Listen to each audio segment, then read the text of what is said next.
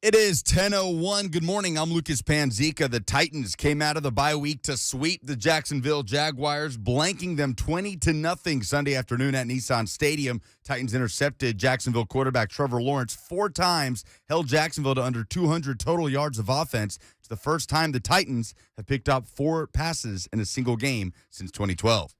Lawrence under pressure throws. It's intercepted. Picked off by the Titans, Jayon Brown, who dropped into coverage. He was a robber. It's also the first shutout by the Titans defense in Nissan Stadium since the year 2000. With the win, Titans improved to 9-4. They are second in the AFC. Also guarantees the Titans their 6th straight winning season. Tennessee quarterback Hendon Hooker announced on social media on Sunday he will return for his final year of eligibility. Hooker, a Virginia Tech transfer, threw for over 2,500 yards, 26 touchdowns, and only 3 interceptions in a 7-5 campaign for the Vols. UC Soros with 32 saves as the Preds, a 1-0 win over the Rangers last night. They've won 5 in a row, including the last 4 on the road. For all your foundation repair and waterproofing needs, visit USSTN.com. Breaking news at once on your home for the Titans and Vols. This is 104.5 The Zone.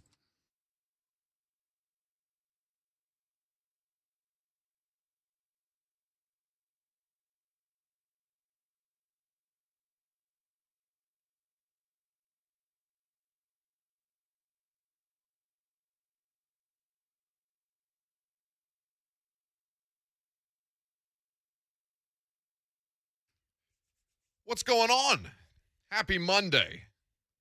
Victory Monday if you're a Titans fan. Hope everybody had a fantastic weekend. A lot of great stuff to get to over the course of the next 3 hours because we're with you, as we always are, until 1 o'clock today. Lucas Panzica's making it all happen. 615-737-1045 is the number if you want to jump in on the proceedings throughout the course of this morning into the afternoon. A big win for the Titans, a shutout win, as you heard Lucas give you the stats in his update. First home shutout since 2000. You have to go back to December of 2000, 31-0 against the Dallas Cowboys to remember, if your memory goes back that far, to remember the last time the Titans recorded a shutout at home. There were so many different elements of that game to break down, and we'll do so throughout the course of today's show. There's also great news at the University of Tennessee with Hendon Hooker announcing his intentions to return to Tennessee this season next season instead of declaring for the draft. We'll spend some time on that later. But with just a general thought coming out of yesterday's game, I'm trying to be less reactionary when I watch watch it through the first time at the stadium. Anytime I write my post-game column, because or at least from my standpoint, I'm looking for any opportunity I can to write my column and have it done and have it put out there in a way where it's relatively close to the end of the game.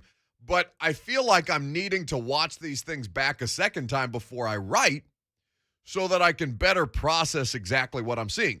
Because my initial reaction to yesterday's game was like, there was a shutout and a second divisional opponent that the Titans swept.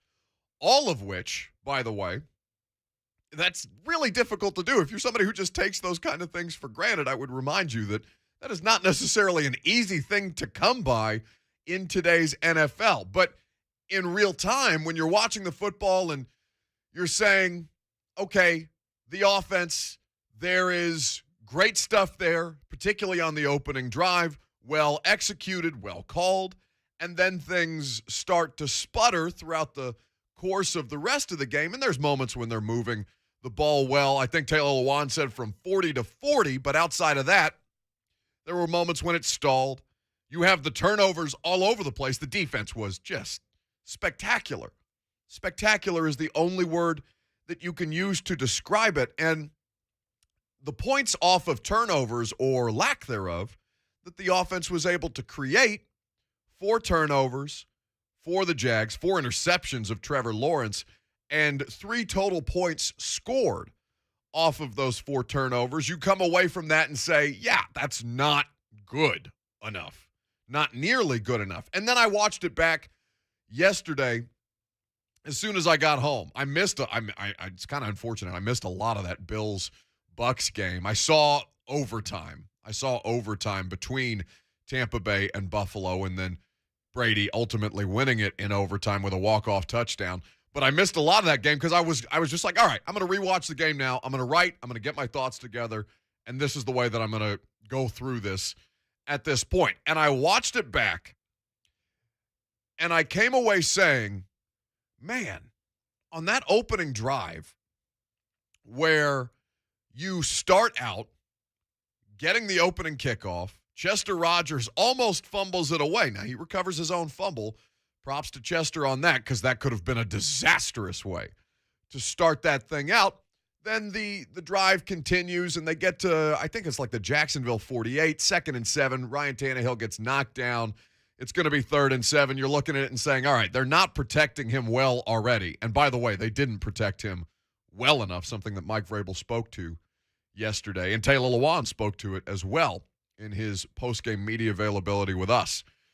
But when Ryan Tannehill runs for 17 yards on that 3rd and 7, they get an extra 15 because Andrew Wingard has a late hit penalty, and Taylor Lewan tried to pick him up and throw him, it looked like, after the fact.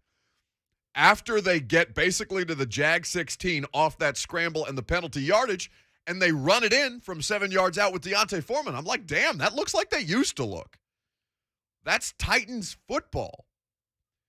It may be Deontay Foreman. It's not Derrick Henry. And Nick Westbrook-Akina may be the wide receiver on the play instead of A.J. Brown, but that's what they used to look like, what they look like pre-injury, what we're accustomed to seeing on a regular basis from a football team and a franchise that has a clearly defined identity and has a plan in place each and every week that it is incumbent upon them to execute. And much of it is based off of hard-nosed physical football, and particularly running it in the red zone, something that without Derrick has been a bit of a struggle. It's not easy to do. Derrick makes it look a lot easier than it is to do. But on that first drive, I'm like, yeah, okay, that's progress. That's growth. Now you have Julio Jones, and you're coming off the bye, and the pass rush looks great because they've got fresh legs, and there's a variety of different reasons why that game was 20-0. But for the offense, I think the best thing that you can say, and we'll talk about this together, 615-737-1045 is the number. The question that I want to ask you is, where did you see them improve the most yesterday against the Jags after those 2 consecutive losses that they had pre-bye week? Where did you see them improve the most, and where do you think that they have room for improvement on this Reaction Monday? 615-737-1045. Because more than anything, I felt like yesterday was a good lesson in having to reset expectations. Not expectations as far as championships are concerned, or to win the division is the expectation for this year's Titans team, or to advance in the postseason the way that you need to do if you've pushed your chips into the middle of the table, as John Robinson and Mike Vrabel did when they made these acquisitions in the offseason to try to put this thing over the top. But resetting expectations in terms of how they win football games. Because as I said, you've swept your 2 greatest division rivals. Colts didn't get a win on you this year. Neither will the Jags. You have shut out an opponent at home for the first time in over 2 decades. You allowed them only 8 rushing yards on 8 rushing attempts with a team that is supposed to be able to, and is theoretically built to, run the football. Has the talent to do so, at least in the backfield. I don't think that offensive line is any good at all. And I'm looking at one team in the Titans that did what they needed to do, maybe not aesthetically pleasing, but did what they needed to do early, executed that first drive, got up on Jacksonville, stepped on their neck the rest of the way. The same way they did in the earlier meeting at Jacksonville when Kevin Byard gave them the 7-0 lead, and they never relinquished the lead. Now, in that game, the Jags were going back and forth with the Titans a little bit. This team that I watched yesterday from Jacksonville looks appreciably worse than the one I saw, what was that, week 5? But there is one team that is executing the plays. They're gutting it out. It's gritty. It's grimy. It's all of those things. But the 4 or 5, let's say, game-changing plays that they need to make, they probably made 75% of them. That's the difference in the game. It literally comes down, and I know that's a cliche as old as time, but it's true. If you put yourself in position to make those handful of plays, you will ultimately put yourself in a position to win. And it helps that you have an opponent on the other side that doesn't make plays, that isn't organized, that doesn't seem to necessarily have a plan to support the first overall pick in this past year's draft, and they are crumbling. They are rotting from the inside in Jacksonville. If you value the expectation that you set for yourself coming into this Titan season, right, where it's all the excitement around Julio Jones, it's Derrick Henry, it's A.J. Brown, it's pick your poison, it's what did Mike Keith call the 4 of them? The 4 horsemen, Ryan Tannehill, A.J., Julio, Derrick. If you're still going into yesterday's game thinking about the Titans within that context, well, then you're doing yourself a disservice. You've already in your head decided that that's not good enough, that whatever that team does offensively is not going to be good enough for you because it's not Julio Jones for 150 yards and 10 receptions on 11 targets. It's not Derrick Henry running for 3 touchdowns and putting up north of 200 yards on the ground. It looks different, but it's an effective formula for winning games, and as long as there is competency, which the Titans are above average when it comes to, then I think that the context that we watch this team through should be valuing the execution and the competency over whatever you had imagined in your mind that this Titans team was supposed to look like when all of the pieces were brought together in the offseason. If you're still looking at this team through the prism of August, you're not being realistic about what it is that they are right now. But fortunately for you, they are infinitely realistic about what they are right now. And you saw after several weeks of trying to slug it out and coming up with effective ways to try and win games and at least try to stay in games, even if you ended up dropping 2 in a row, you look at this and you say, okay, it may not be the sexiest version of football, but they just blanked an opponent, a divisional opponent, at home and kept themselves in the driver's seat to try and make a substantial playoff push to try and win the division for back-to-back years and to continue to try and stay in this race for a first-round bye and the top seed in the AFC. I don't know how much more you can ask for. And the beautiful part is they've got plenty of room for improvement. And they beat an opponent yesterday 20-0.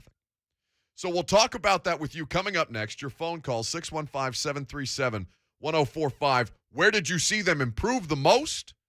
And where do you think they still have room to grow? We'll do that on the other side. You'll hear from Mike Vrabel. You'll hear from Jeff Simmons, Kevin Byard, Ryan Tannehill. And we're going to spend some time on Jay Feely because in watching back the game right after I got home yesterday, I very quickly understood why I was getting so many tweets, so many messages on social media about how the broadcast crew was calling this game. That's on the other side. I'm Buck Reising. Victory Monday if you're a Titans fan here on 104.5 The Zone.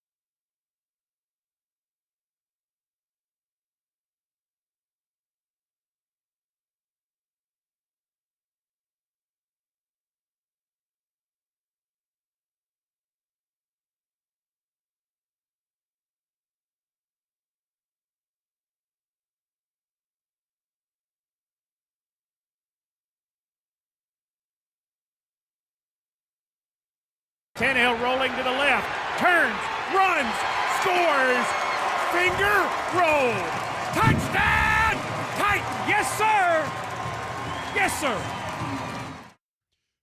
A lot of yes sirs going on in the Titans radio booth yesterday. 20-0 the final score. That's, of course, Mike Keith and Coach Dave McGinnis on the call.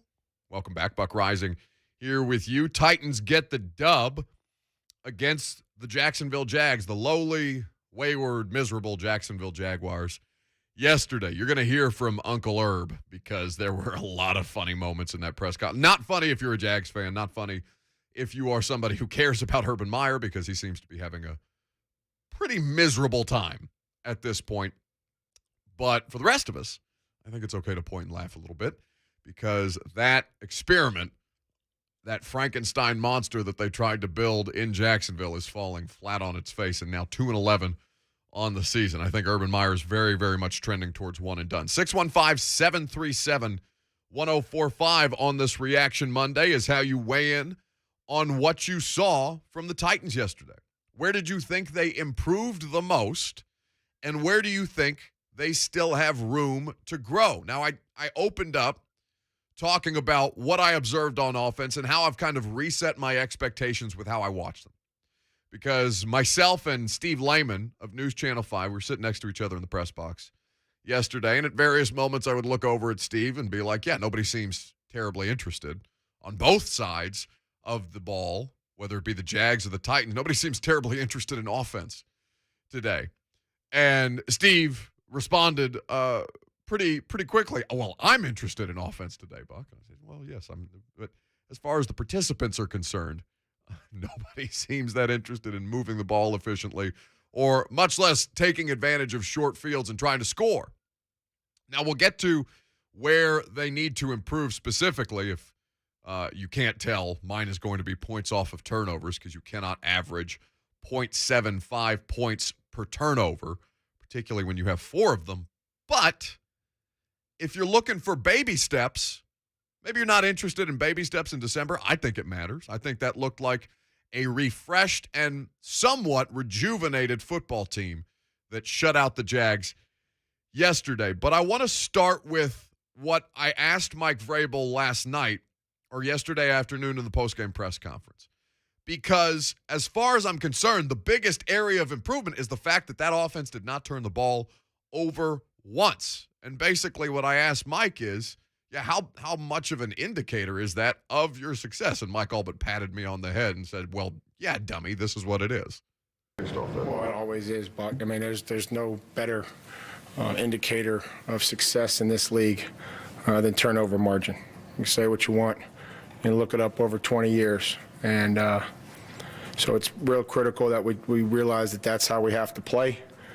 We have to be efficient when we throw the football. We have to be able to run it, and we have to be able to stop it and affect their quarterback. And we did all 3 of those things today. Now, I think we'd all say that the run game needs to be better, but there were some cuts that we missed, and then there's some blocks that we missed, and but I thought guys were, especially we got down there. I think the best run that we had was down there on the red zone. Being able to run it in. Looked like there was a really, really nice surge there. Good push off the line of scrimmage. Deontay put his foot in the ground, got downhill, and that's hard to do, especially down in the red zone. In that specific area, how big can that be for your confidence of the offense to be able to run like that? Yeah, I mean, it's huge. It's hard to, there's not a lot of space when you throw it, so anytime that you can run it in down there and in tight quarters is a huge boost. And I think you saw the excitement that obviously we all had. Nate's finishing somehow. They throw his helmet off, or it comes off, or whatever. And I thought that was a huge, just huge start to the game for us. There's no question. It's Mike Vrabel talking about the opening touchdown drive with Deontay Foreman running it in Derrick Henry-like fashion. That the way that drive was executed. It reminded you of what the Titans looked like pre all of these injuries, and what they may look like again. Because what I did talk about on the Sunday morning show on the Lee Company Countdown to Kickoff is, I don't know how many people saw that Ian Rappaport bit on where Derrick Henry is right now. There was a little bit of information that advanced the story, but Diana Russini came on this radio show and told you that 4 days ago. So I don't know why everybody made such a fuss about Rap Sheet other than it was a different person tweeting out similar information. Regardless, there's positive developments on Derrick Henry, and we will get into that more later in the show. That broke Sunday morning before the games got underway. But the question for you is, where did you see the Titans improve the most? For me, there is no question that just playing, if not completely mistake-free football, because there was mistakes made. There was a screen pass that could have gone, easily for a 50-yard touchdown if Torrey Carter makes a block on a screen pass to Dontrell Hilliard. There were issues as far as turning the turnovers into Titans points, as we discussed. It was not a perfect game, but from a turnover standpoint, they played clean football, which, of course, is what damned them in the last two games that they played, where they're not turning the ball over at all, and they're giving the ball away 9 times in 2 games.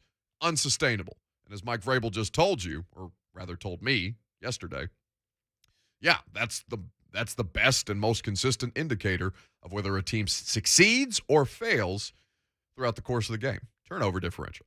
615-737-1045. Where'd you see them improve the most yesterday in shutting out the Jags? Let's start with Alex, who's in Hendersonville. What's going on, Alex? Hey, what's up? What's up, Buck? I just got one thing to ask you. The Titans, they've been bad with giving up sacks all year, and we're about to go up against a team that's third in sacks. They've averaged almost 3 a game, I just really want to see some good offensive line play this next week. Well, wait, let me say this to you, Alex, and I'm sorry to interrupt you, but they haven't played this offensive line group. I'm sure you're aware they haven't played a full game together all year. That's only the third game that they've started together as a unit. That's starting 5, and then Saffold got hurt. They've just not been on the field together. Yeah, it feels like Saffold's getting hurt every other game now, it feels like, but he's coming back in, which is good. I don't want to see him get hurt really bad. I don't want to see anybody get hurt, man. I just want to see some good quality offensive line play, maybe give up a sack or 2 a game, but not 4 sacks to the bottom 10, ranked team in sacks. But that's all I wanted to say. Thank you. Thanks for the call, Alex. Yeah, listen, Mike Vrabel, and I mentioned this at the top, Mike Vrabel spoke to this last night. Basically, the response was, we got to keep him upright. We have to keep Ryan Tannehill upright. And what Ryan is doing, despite the lack of protection that he's getting, I'm paraphrasing. This is more my words than Vrabel at this point, but, you can understand. You all watched that game as well and saw them give up 4 sacks to the Jags. And to the Jags defense's credit, for all the crap that's swirling around Jacksonville right now, and by the way, Tony Boselli, longtime Jags left tackle, he's their radio analyst. Tony's going to join us at 12:20, and I'd be curious to get his perspective on both the Titans' offensive line play and what the hell is happening in his part of the country right now. There is clearly some talent on that Jags defense. They did not make it easy for the Titans yesterday.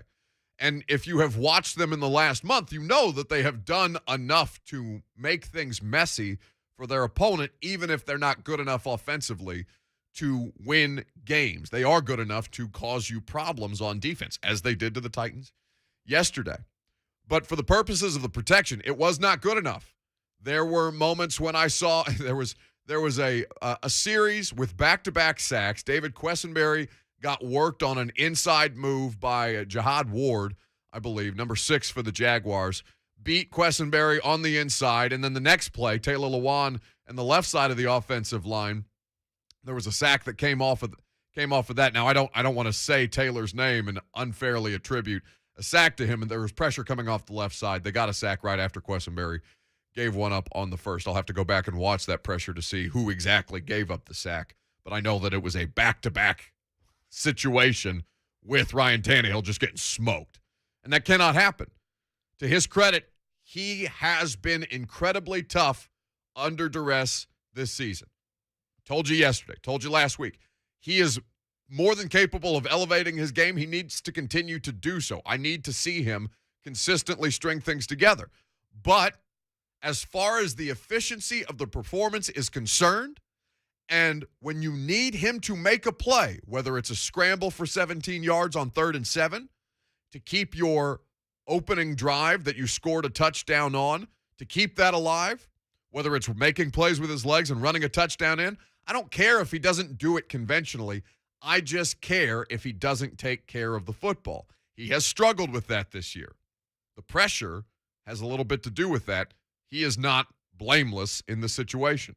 Yesterday, I don't think you could accuse Ryan Tannehill of making any kind of mistake that you could quibble with at this point. I thought Ryan Tannehill played good enough football offensively from the quarterback position to get his team a win. That's all you can ask for. When you look at this, by the way, the defense we brought up, and we'll get back to the offense and your phone calls as well here in just a second, but I mean, there's so much about that defense to love. And it's such a different conversation. I wrote this last night at A2ZSports.com that how much different is the conversation around the Titans defense in simply a calendar year from 2020 to 2021, where they have the opportunity to legitimately be special. Trevor Lawrence has not thrown 4 interceptions in a single game one time in his rookie season. He has not thrown more than 1 interception in a game since his first game of his rookie season when they lost to the Houston Texans. He threw 3. This defense was disruptive. I saw the pressure stats from Pro Football Focus. Zach Lyons, our buddy who was in here eating both crow and steamed microwave Brussels sprouts on Friday, tweeted this out this morning as a troll. The Tennessee Tickle Monsters, he says, we're back. Pressure stats: Simmons 1 sack, 4 hurries. Autry 1 sack, 3 hurries. Landry 1 sack, 2 hurries. Ola 2 quarterback hits, a hurry. Roberson getting in on the sack attack, if you want to call it that. 1 sack, 2 hurries. Dylan Cole, Kyle Pecco, and Elijah Molden getting in on the action as well. So this was consistent pass rush from not just your best players, not just your frontline starters, but from depth and from guys that they were bringing as a fourth man without having to blitz. Again, if you don't have to blitz in a game, you're killing it.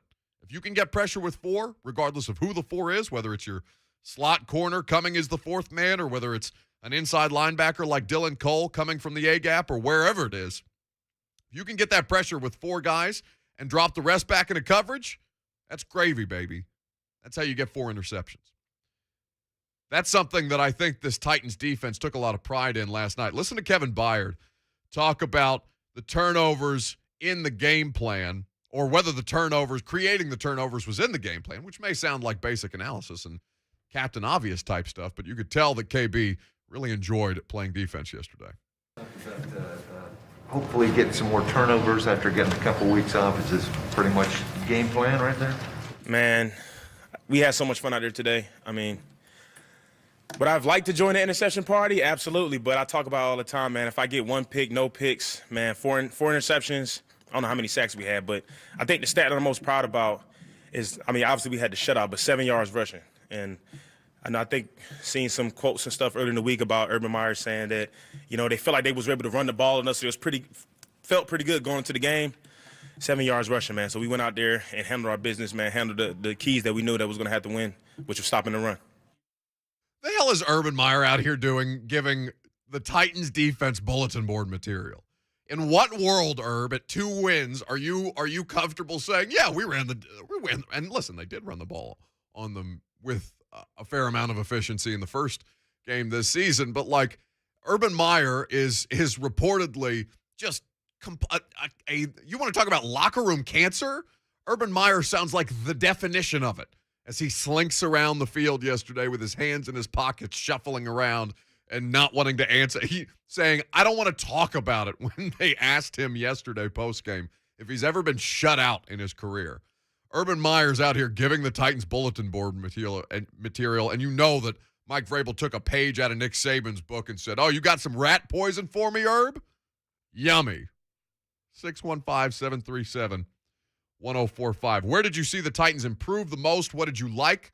What did you not like from yesterday's game? Let's go to Ryan, who's in sunny California, wants to talk about some defense. What's up, Ryan? Hey, what's going on, Buck? How you doing today? Doing great, buddy. Hey, so all-around great performance yesterday from the team. The defense looked like it's back. One thing I did notice on the defensive side was third down play. There were a lot of pass plays where Lawrence just found guys downfield on like 3rd and 10. Like I said, 4 picks, 3 sacks. Yeah, there's just one thing we got to clean up, and that would be it. One more thing on the offensive side. Obviously, we got guys hurt and everything, but we're playing Pittsburgh next week. We definitely got to be more efficient, and we got to make sure to score some more points because Pittsburgh's got a much better defense than Jacksonville, and if we can do that, excuse me, we can definitely get that win. Yeah, I mean, well, listen, the Steelers are good enough to make you sweat. I don't know how many people watch that Thursday night football game, and we are going to we're going to have a conversation about Pittsburgh later in the week. I'm sure Ramon Foster, the longtime Pittsburgh Steeler, will join us at some point. We're going to have to ask the big fella if he can stop by for some extra time on the show. And it's Vols-Memphis week in basketball, so Ron Slay's going to be roaming around here and giving what did he call him? What did he call him last week? Little Penny. He starts barking at him. Makes me so happy. He's the only grown man that's allowed to bark at people. Yeah, it's the only the Georgia fans who bark at people. It's deeply concerning. Like I feel like that is something that you should grow out of at a certain point. Ron Slay, I will. He is the only person that it is permissible for him to bark at other humans and not fear some kind of mental illness. But for all of the Titans. And there were issues yesterday. Again, I'm not saying it was a perfect game, but I'm saying, is it good enough to win? The answer is yes. Is it good enough to shut out an opponent? The answer is yes. Are the Steelers going to give you more problems? Absolutely. There is no doubt in my mind. The defense is better. Ben Roethlisberger, even as he is broken and bandaged and bruised and aging very rapidly, at this point in his career, he is smart enough and has played enough NFL football that he will be able to make you pay in ways that Trevor Lawrence cannot at this juncture in his young career. So all of the things about Pittsburgh that Ryan just laid out are absolutely so. But, I'm not saying that 20 points is going to be enough in every game. 20 points is not going to be enough in every game. But you talk about offensive efficiency. The lack of efficiency whatever the proper grammatical context is. The lack of efficiency bore itself out in the inability to score points off of turnovers, except for a Randy Bullock field goal. 3 points, 4 turnovers. It's not good enough. But for all of the other things that they did, if they can jump out to an early lead on Pittsburgh, the way that the Minnesota Vikings were able to jump out to a big early lead on Pittsburgh, yeah, you can ride that thing out. And Ben's not good enough necessarily to catch up the way that he used to. There's a lot of different ways to analyze this. We'll continue to take your phone calls coming up next. I want to kind of go over the what happened yesterday that worked in the Titans' favor and where they kind of sit, or where the postseason picture sits as well. We're also going to, respectfully, we're going to throw some shade at Jay Feely. I know a lot of you want us to do it disrespectfully, but there was something said on the broadcast yesterday that I rewatched back twice and could not believe what it was that I was hearing from the announcers on CBS. All that and more coming up next. I'm Buck Reising. It's 104.5 The Zone.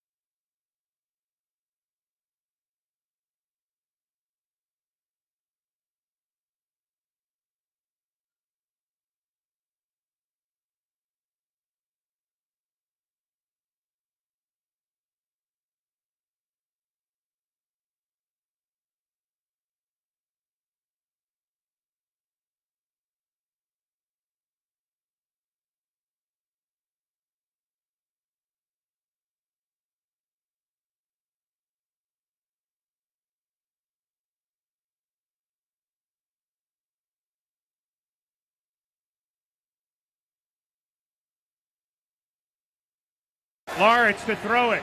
Looking, fires down the middle. Intercepted screen.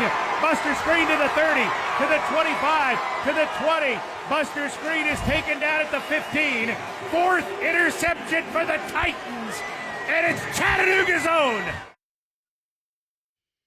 Mike Keith was feeling it yesterday. Titans radio on the call. 4 interceptions for this Titans defense.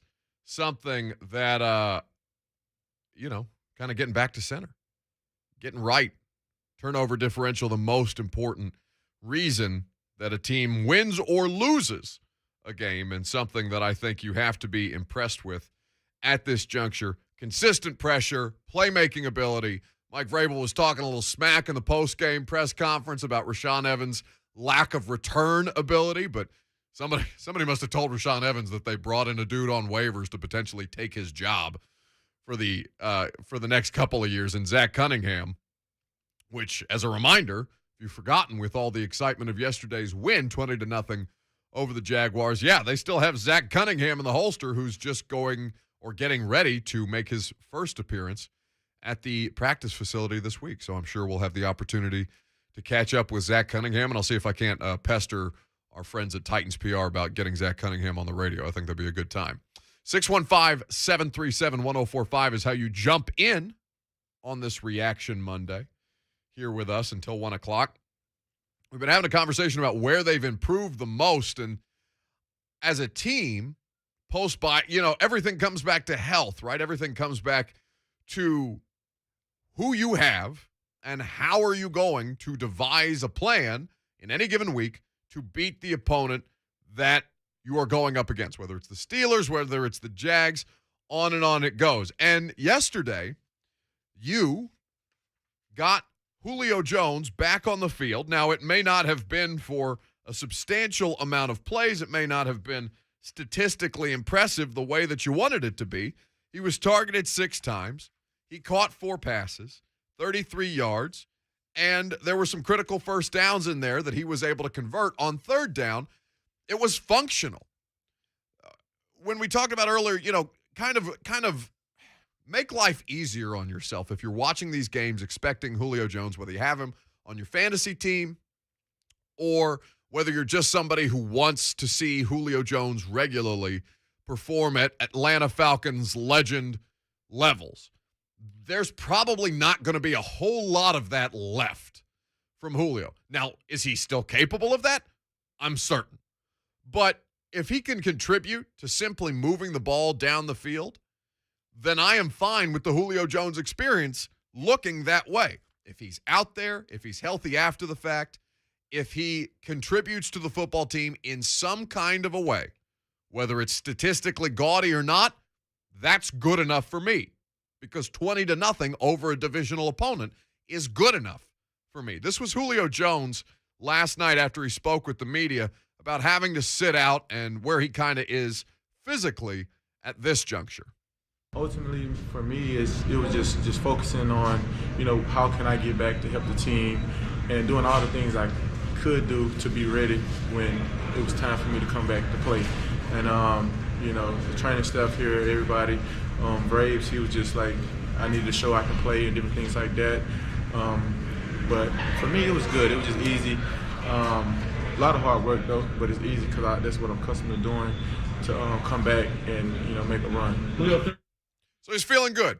And there were some moments where you saw him get up slow, and you were like, oh, my God. I think it was like the first pass that they threw him, that weird, flare pass where he's on alone and on an island with Shaq Griffin, and it's clear that the defender is going to be able to read and react to that play as long as he can make a sound tackle on a 32-year-old wide receiver who's dealing with hamstring issues in the last couple of weeks. That wasn't my favorite play call yesterday, and there was some stuff, as we discussed, that you can nitpick about this offense, but more than anything, I come away with saying, yeah, it was good enough. It was good enough. And at this point, Julio Jones making positive contributions to the football team en route to a win should also be good enough for you. 615-737-1045. Darrington has been waiting patiently. Good morning. Good morning to you, sir. I had to call the Triple B yesterday because I see they disappointed you yesterday in the food hall up there yesterday. We can't have our Buck not being able to eat like he wants to eat, like he was at SoFi Stadium. You know what? I'm glad you brought that up. Yesterday was the first day in 6 years of being a Titans reporter, or 5 years of being a Titans reporter, that I have not eaten press box food at halftime. There was no press box food review. I wouldn't do it. Why, though? I know. Don't worry. I took care of it for you. I'll be looking. Okay. So, after playing Bishop Sankamore yesterday, I come to the realization that NWI looks like he's the most consistent player on the offense right now. No, he does not have the explosiveness as AJ. He doesn't drop the ball like AJ this year. I like to see Jeremy McWeapon was back, and it seems like people have kind of caught on to the new guy, the number 40. I forgot his name. It wasn't even affected yesterday. He slipped in my mind. But yeah, Hillard. Yeah. It seemed like they caught on to him. A little off right there. But yeah, I'm just noticing that NWI, like he's actually stepping up. It could be a trusted weapon maybe down the future as he continues to grow. I just want to know your thought about that. And Michael Parsons for Defensive Player of the Year? This one I said that like 3 weeks ago. All right. Love you, Buck. Love you, Lucas. See you, buddy. Yeah, listen, NWI yesterday targeted 3 times, caught all 3 passes, 31 yards, moving the chains. NWI is, I would advocate for Nick Westbrook-Akina. Here's the only reason why I can't give Nick Westbrook-Akina most improved player of the Titans this year, because Christian Fulton exists. Now, Christian Fulton is playing spectacular football right now, so much so that we are going to openly and as respectfully as humanly possible mock the analysis that was distributed yesterday on the broadcast. NWI has been he is so much better than when he got here as an undrafted rookie free agent from my alma mater at Indiana, where, and you know, this is why football people hate media the way that they do. Because he was a punchline his rookie season at training camp. This man, I remember talking to Teron Davenport. TD played wide receiver as a college athlete, is one of the best as far as film analysis. He's the best among us of the Titans media members as far as film analysis is concerned. And I'd look at Teron and be like, what? Why is he catching or not catching the football that way? And Teron says he's basically hand fighting with it. Like, he is physically fighting with the football anytime it comes in his direction. And it's not good enough. And all he has done since that moment where we are making jokes about him on the sideline training camp of his rookie season, all he's done is improve and make plays. So all credit in the world to Nick Westbrook-Akina, truly. And I would give him most improved player just because of my Hoosier biases if I could, but Christian Fulton exists, and he is so damn good right now. We're going to talk about what Jay Feely's analysis of Christian Fulton was yesterday for those of you who watched the game on CBS. Your phone calls on the other side, a lot more to do, a lot more to discuss. You'll hear from Jeffrey Simmons. You'll hear from Ryan Tannehill. Don't forget Tony Boselli, longtime Jags left tackle. He should be in the Hall of Fame, frankly, and he's a part of their radio network. We'll talk to Tony at 12:20 on today's show. I'm Buck Reising. It's 104.5 The Zone.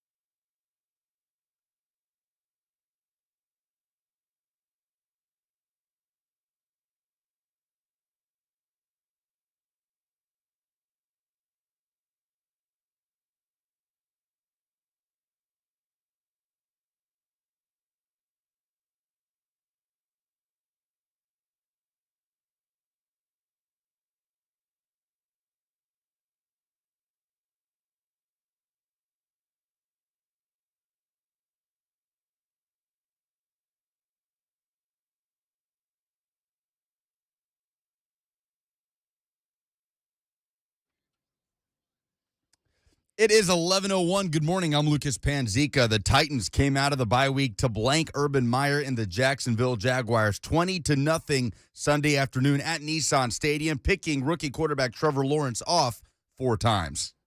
Lawrence going to throw it. Fires across the middle. Ball intercepted on a tip. Evans will be taken down at the 43-yard line of the Titans. First time the Titans have 4 interceptions in a single game since 2012, and it's the first shutout in Nissan Stadium since the year 2000. With the win, Titans are now 9-4, second place in the AFC behind the Patriots. Also guarantees the Titans their 6th straight winning season. On Sunday Night Football, Aaron Rodgers continued his ownership of the Chicago Bears. Packers win 45-30. Tonight, Monday Night Football, a massive NFC matchup. It's Rams at the Cardinals. Catch the Westwood One coverage right here on The Zone. Tennessee quarterback Hendon Hooker announced on social media Sunday he will return for his final year of eligibility. The former Virginia Tech transfer threw for 2,500 yards, 26 touchdowns, and 3 interceptions this season for the Vols. For all your foundation repair and waterproofing needs, visit USSTN.com. Breaking news at once on your home for the Titans and Vols. This is 104.5 The Zone.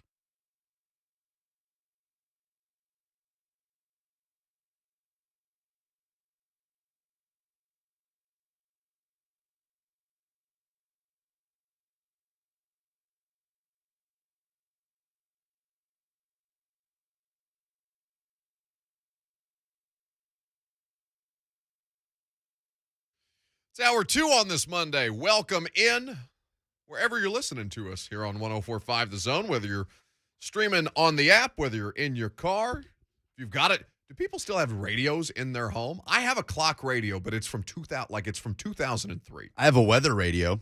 Do you? Well, that's very important. We ought to get somebody like Leland Statham on this week because Saturday's weather was crazy. Yeah, my weather radio was going nuts. And for all of our friends in Kentucky and Arkansas and Mississippi, everywhere that was affected by those storms over the weekend, I forgive me for not mentioning that earlier in today's show. Bowling Green, Kentucky, man, they took a beating.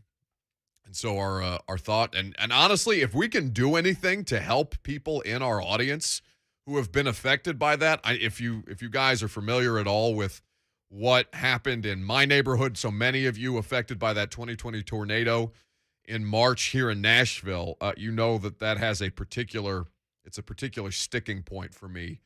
Tornadoes and the effect that they have on our community. So if you are somebody who's dealing with anything, if you are somebody who needs anything, please do not hesitate to reach out. My DMs are open on Instagram and on Twitter. Of course, you have a direct line to me here on the phones. I saw a really cool moment. We're gonna get to some continue the Titans analysis and get back to your phone calls because we've got people on the lines, and Tony Boselli is going to join us at 12:20. And I'm going to give you some NFL info on Hendon Hooker and what's kind of gone into his decision to return back to Tennessee, because there was some pretty interesting context that was provided to me about his situation that I think you will appreciate if you're a Vols fan. But just to say that if you are going through it, we are with you in whatever capacity that we can be there with you, and we will. If all you need is to be entertained, we'll do that for you as well. But if we can go further above and beyond, we would be more than happy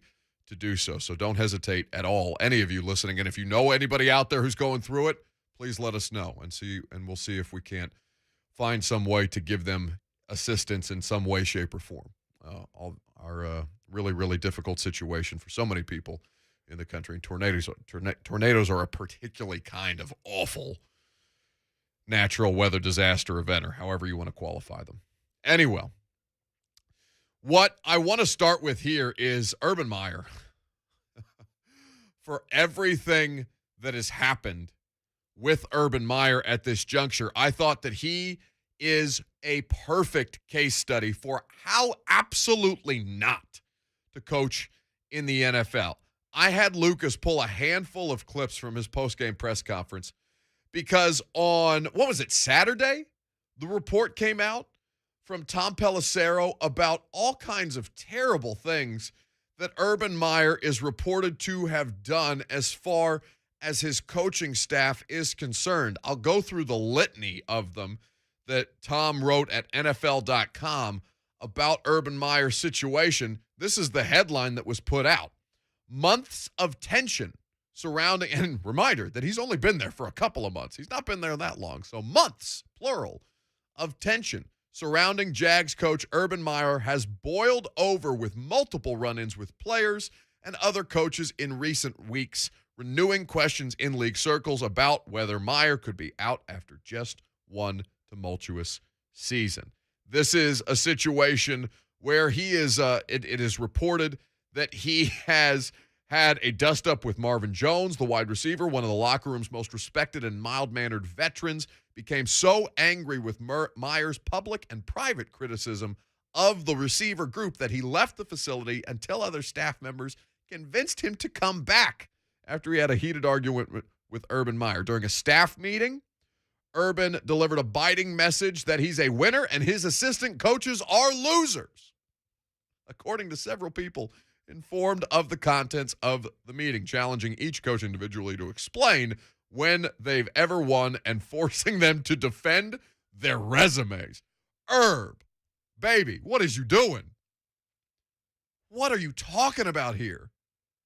Listen to him in this post-game press conference last night, because I'm watching Urban Meyer surrender run. It was like a 3rd and 8 or 3rd and 7 dive play up the middle that the Jags ran, just telling you and everybody watching them that they have zero confidence in their ability to do jack on offense yesterday. But listen to Urban Meyer talk about how hard he is on his coaches.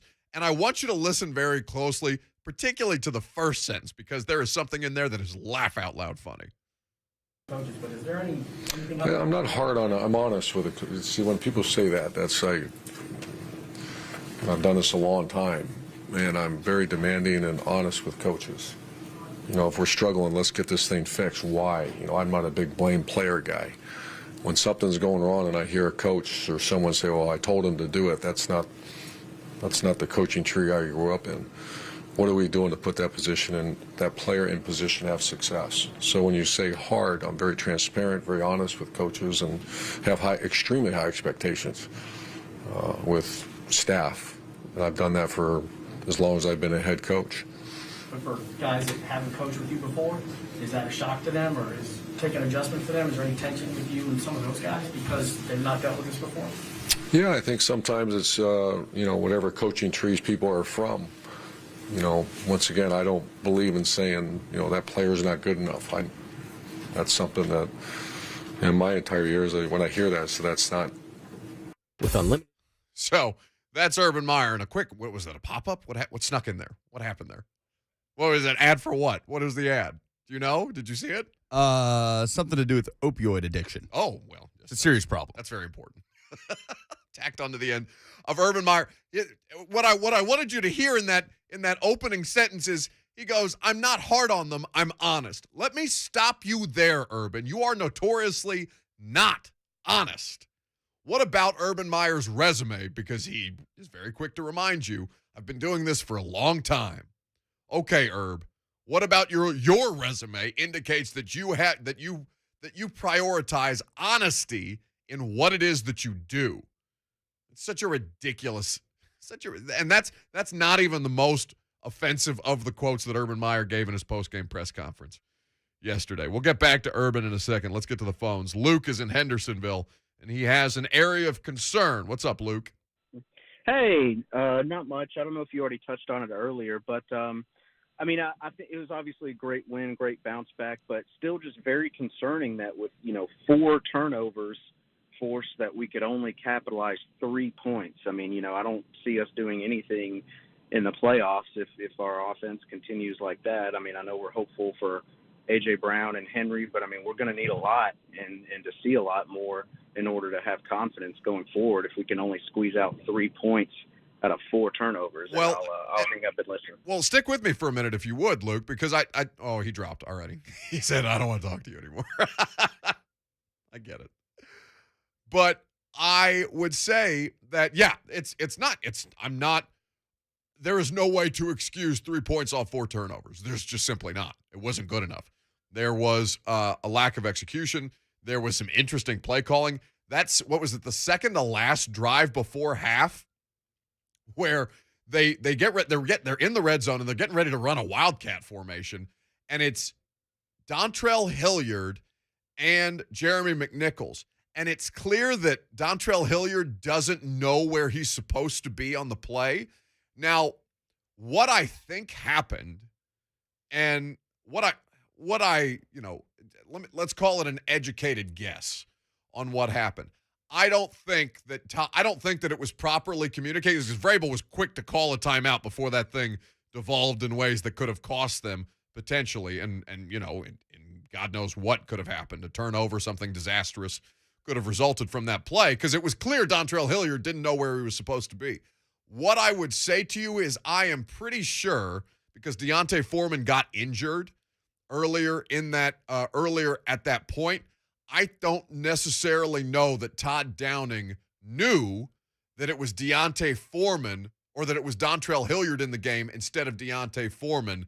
And I think that they had called the play. Hilliard went in, and I don't necessarily think Hilliard has been a part of those packages before, right? That's what Mike Keith lovingly calls the King Cat formation, except it's Deontay Foreman instead of Derrick Henry at this point. So I think that they were right to call a timeout, their first timeout of the first half. Get that off the field before something very quickly spiraled, because I don't necessarily, and this kind of stuff happens on a football sideline. So you have no idea who's in or who. I shouldn't say that. There are moments where you may not know who's in or who's out based on injuries that happen. I'm pretty sure that they did not know that Todd Downing did not know Deontay Foreman was not in the game at the time that he called a play that is likely specific to a package for Deontay Foreman. So I'm not saying that it's good enough. I'm just saying there's reasons to think that it can be better. And that is what you're looking for most. A 20-0 shutout with room for improvement. It's not a bad place to exist. Where there's not room for improvement is the Jags. The dysfunction that is happening in Jacksonville is laugh out loud funny to me. Listen to Urban Meyer talk about how he's managing dysfunction, and tell me that this doesn't sound like somebody who's just drowning before your very eyes. And whether it's accurate. Yeah, calling someone a loser, that's inaccurate. I have high expectations for our coaches. I very demanding of our coaches, and expect guys to be held accountable for their positions. And at times when they're not, we address it. But I assure you there is not, whatever report, Amy told me something about that. That's nonsense. And then the other, Marvin Jones. Marvin Jones had a conversation because he came to me and said that there was something in the media. And I said, what's that? And because I didn't read it. And he said that people are blaming the receivers for all the issues on offense. And I went back and I looked at it, and it was about, I think I said something like we have some injury issues and some lack of consistency. When we talked about that, he's great. We moved on, and, one thing about Marvin, and there's a lot of players, especially these, professional veterans, there's a lot of pride. Some guys aren't used to this, and he's one of them. But he's fantastic, and we have a fantastic relationship, and I started hearing that. And Marvin, he looked at me, and he walked by yesterday when I saw something on TV. I was like, heated argument, and he goes, I guess we're not allowed to talk anymore, are we, or something like that. Started laughing about it. So nothing. None. So he didn't leave practice. I know. Urban, you have those. Urban Meyer talking about, the quote goes on, or there's another question that's asked about how he's handling the dysfunction, and his response is basically, if there's a source leaking information, that source is very quickly unemployed. Within seconds. And yet the leaks continue to come out of Jacksonville, and nothing is done because everybody hates Urban Meyer, it would seem, down there and that particular franchise. Worked to the Titans' advantage yesterday, 20-0, the final margin of victory. When we come back, we're going to talk about what happened on the television broadcast yesterday, because there was analysis of one of the best Titans players on this roster that was laugh out loud bad. And I had an exchange with one of the broadcasters, Jay Feely, on social media about this. I'm going to give you his explanation, and, respectfully, I'm going to ask you if you're buying it or not. It's coming up next. I'm Buck Reising, 104.5 The Zone.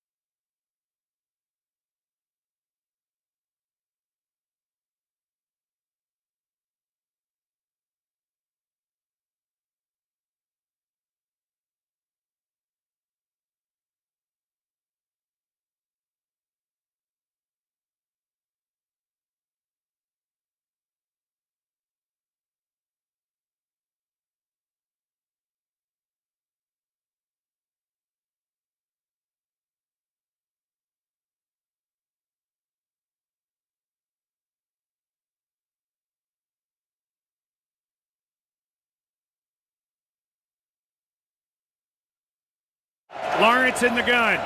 Takes the snap. Feels some heat. Flushed out to his left. Could run for it. Pulls it back. Throws deep downfield, and it is intercepted. Intended for Mickens. It's Christian Fulton, his second pick of the year. Sure was. Mike Keith, Titans Radio. Flagship home right here on 104.5 The Zone. Welcome back. Buck Reising here with you. Before we get into this Jay Feely, Christian Fulton analysis, I need to continue a thread off of what we were talking about with Urban Meyer. Lucas brought it to my attention that in Peter King writes the column every week for NBCSports.com. It's called Football Morning in America. It is among the worst names of anything that's done in sports, but whatever. It's good, great, not good, but great football content. Long-form analysis on a lot of different subject matter. And in it, he writes that Shad Khan is still likely to bring back Urban Meyer after this season. So if Urban Meyer is to be one and done, it would seem that it would have to be Urban taking matters into his own hands and leaving on his own accord. And Urban Meyer doesn't strike me as somebody who's going to be willing to do that, because that would be an admission of fault on Urban Meyer's part. And I don't know that Urban Meyer at this juncture is aware of that kind of, or is capable of that kind of self-awareness. So, we say all that to say, let's move on. Enough with the Urban Meyer. We've heard enough of Urban Meyer. Here's the beauty of the Titans sweeping the Jags. I don't have to watch another snap of Jags football all year long. They are so ungodly bad to watch, especially on offense. My heart breaks for Trevor Lawrence. And I mean that seriously. Like, I don't mean that sarcastically. I don't mean that ironically. Like, I feel terrible for Trevor Lawrence because I want him to do well just as a fan of football. And he is being failed all across the board there. But let's move on and talk about somewhere else where there was failure. Now, I don't, in the press box, and we've been through this before, if this is me repeating myself, if you've heard this before, I apologize, but for those of you who are just joining us, maybe listening for the first time, we like to reset. So, the way that I watch football games, right? I go to every game. I'm in the press box. In the press box, we do not have the television commentators on. There are televisions on in the press box for us to watch the play on the field and then look up about 20 seconds later to see the replay so that we can provide you the instant analysis, right? That's the way that the press box works for working NFL media. So I, throughout the course of yesterday, am getting just a barrage of tweets about what the CBS commentators yesterday are saying about Christian Fulton and how wildly inaccurate the analysis is. Now, of course, I can't hear this in real time, so I'm basically, I'm throwing my hands up in the air and saying, I don't know what you want me to do about it. Like, I can go down the hall, Titans Radio, the booth where me and Jim Wyatt do our pregame hit, like 15 minutes before kickoff with Rhett Bryan.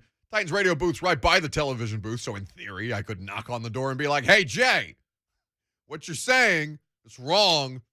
You don't sound like you've been watching this team, and it's not my business. I mean, maybe it is my business to judge whether you're watching or not watching the team or the game that you're working that week. But when somebody tweeted me the clip, in fact, this No Context Titans Twitter account, which is oftentimes laugh out loud funny with the way that they're able to dig up this stuff, I had this sent to me from the No Context Titans Twitter account, Jay Feely's analysis of Christian Fulton. Now, Lucas, before you play this clip, does this have the interception attached to it, or is it just Jay Feely's analysis? I can play either one. Which one do you want? I want just Jay Feely's analysis first, before we get to the part where Christian Fulton is tested the way that Jay Feely alleged that he might be and makes Trevor Lawrence pay for it. Here is Jay Feely's analysis of the Titans' best defensive back and arguably their most consistent defensive player on a defense that's got a lot of good players right now. This is what Jay Feely said on TV yesterday. Fulton's a guy that I think Trevor Lawrence is going to try to take advantage of today if he can get time in the pocket. All right. Trevor Lawrence, guy who has thrown one touchdown since Halloween. By the way, no touchdowns yesterday for Trevor Lawrence, not even a point. And again, I don't say that to diminish Trevor Lawrence. As I mentioned, I feel badly for Trevor Lawrence. But Jay Feely's analysis is that Trevor Lawrence is going to want to pick on Christian Fulton. Now, when he says this, I take the video, I put it out there, and I'm not looking to start a fight with Jay Feely, right? Like I don't like when people I like when people hold me accountable at my job. I don't like when people unnecessarily put me on blast about things that could probably be had as a part of a civil discussion. I think that's the worst part of social media. So I don't tag Jay. I'm not attacking CBS. I'm not attacking the broadcast crew. I just say, respectfully, I don't know how anyone could draw this conclusion if they have watched Titans football at all this season. Because Christian Fulton, week in, week out, is their best defensive back when he's been available to them. Respectfully. I'm not lighting Jay Feely on fire. I'm not doing any of this stuff. Now, you guys, you want to light Jay Feely on fire. And that's fine. That's all well and good. But you continued to tag Jay Feely in my tweet so often that Jay Feely felt compelled to respond. And what he said, I thought was hilarious. He goes, "Don't shoot the messenger." That's what Trevor Lawrence told us in our pregame meetings. And I'm dying to know whether people think, and I have no reason to not believe Jay Feely, but I want to know how in the hell Trevor Lawrence could have come to that conclusion that he would want to go at Christian Fulton. Because in this second clip, you'll hear Jay Feely's analysis, and then you'll hear it with a little bit of Curb Your Enthusiasm flair. Fulton's a guy that I think Trevor Lawrence is going to try to take advantage of today if he can get time in the pocket. And those issues continue. 3rd and 8. Lawrence. Trying to some time. Takes a shot. He's got Mickens. He's picked again. Christian Fulton.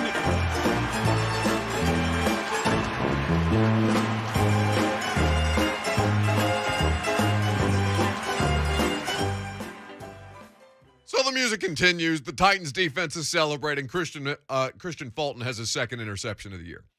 So Jay Feely, after he responds to me on social media, I don't know why why do I continue to get myself in fights with these people? Like I'm fighting with Keyshawn Johnson on social media. I'm fighting with Jay Feely on social media. I'm fighting with Darius Leonard on social media on a week-to-week basis. Like I really gotta log off every once in a while. But Jay Feely, after he responds to me, makes his account private so nobody who doesn't follow Jay Feely already can't tag him in tweets. And I don't understand why the approach was that unless he's just tired of getting pinged so many times because you guys were pissed at Jay Feely yesterday. I don't know how one could draw that conclusion. I really don't.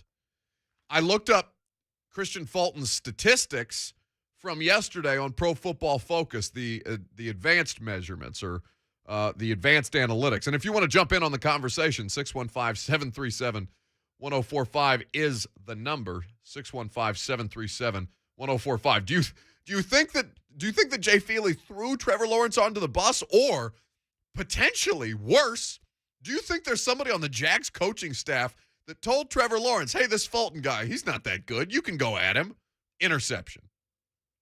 I looked at the numbers on Christian Fulton specifically from yesterday because I didn't want to go out there and just say this is ridiculous.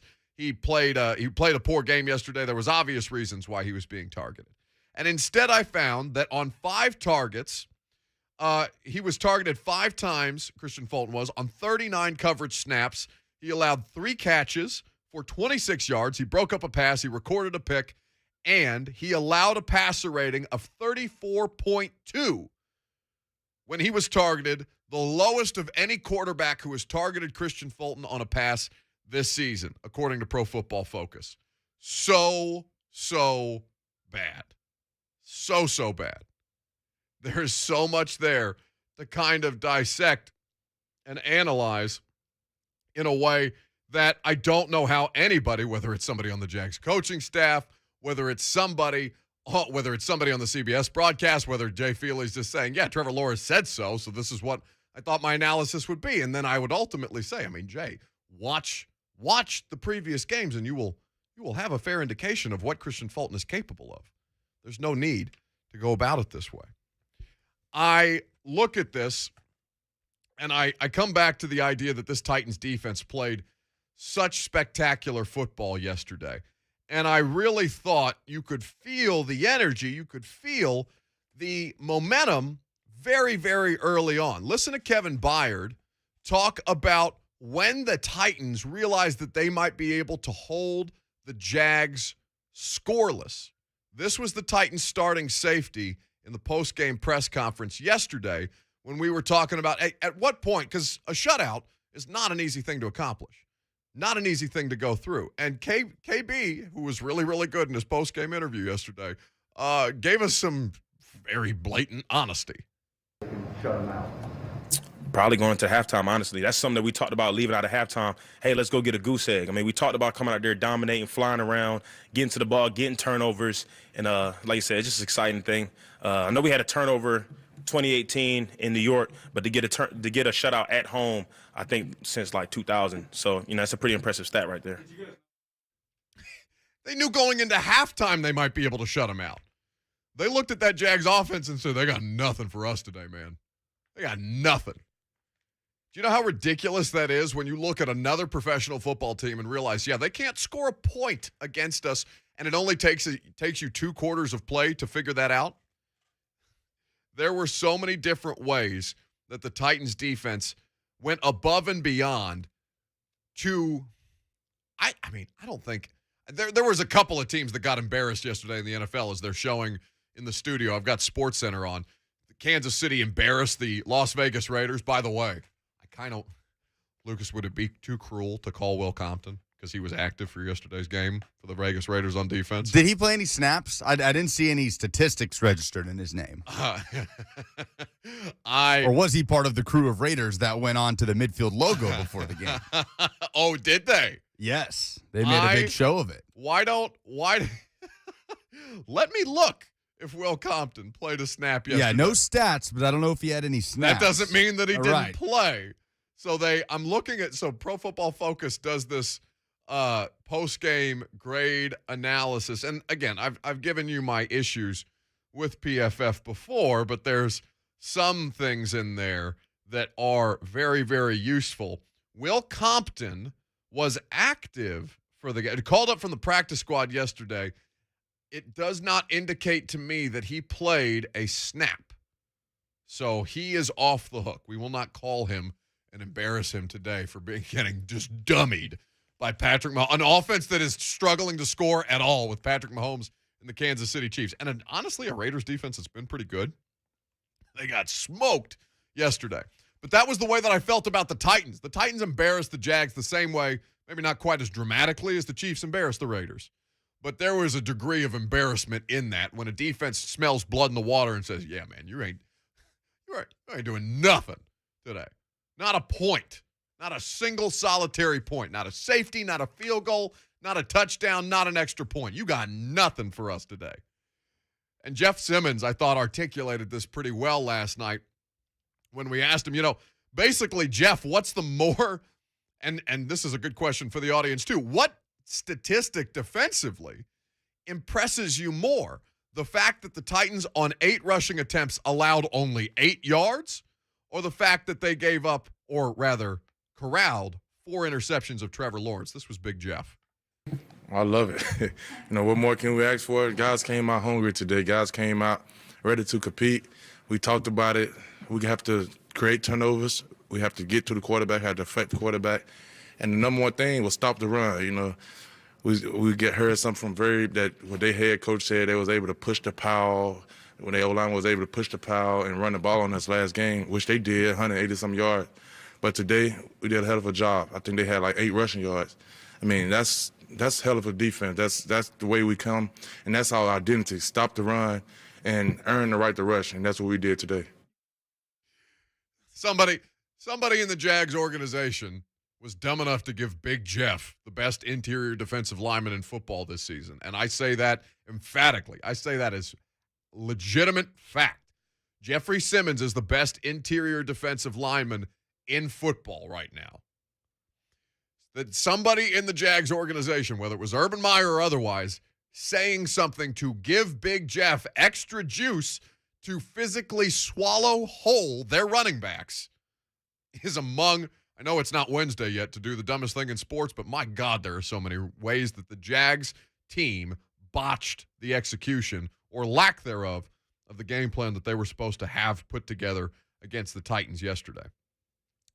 I think there's a lot of different ways to break this down, but when we come back, I want to pivot to some college football because they're in the middle of the Titans game. There was substantial news about Hendon Hooker, the Vols quarterback, and his decision to return to the University of Tennessee. Now, maybe that got caught up in the NFL news cycle because it was right in the middle of those noon slate games.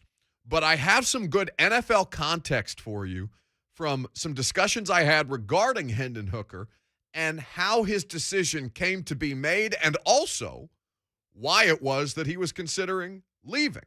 It's not as obvious as you might think. I'll tell you what that is coming up next. I'm Buck Reising. It's 104.5 The Zone.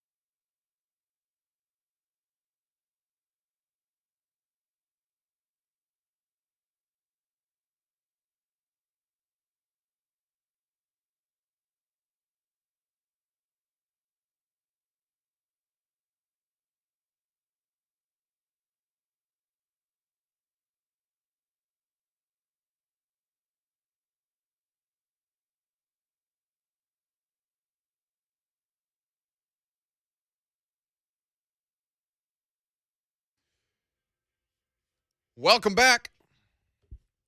Big news if you're a Vols fan. Hendon Hooker's coming back in 2022.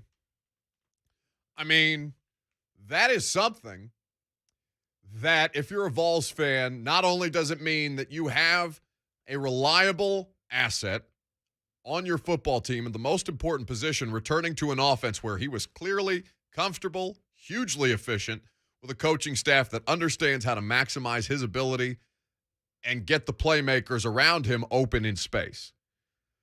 But it is not based on this year's results. Now, maybe I'm prisoner of the moment on this. And I talked to a lot of smart football people about this yesterday because I had initially thought his inclination, or not, maybe inclination is the wrong word, his interest in exploring NFL possibilities would have been based on the idea that this is a truly, truly poor quarterback class. Like, there are going to be quarterbacks that get drafted that do not last in the league this year just because they play quarterback, and NFL teams need to have a player at the position on the roster. But there are not NFL caliber quarterbacks.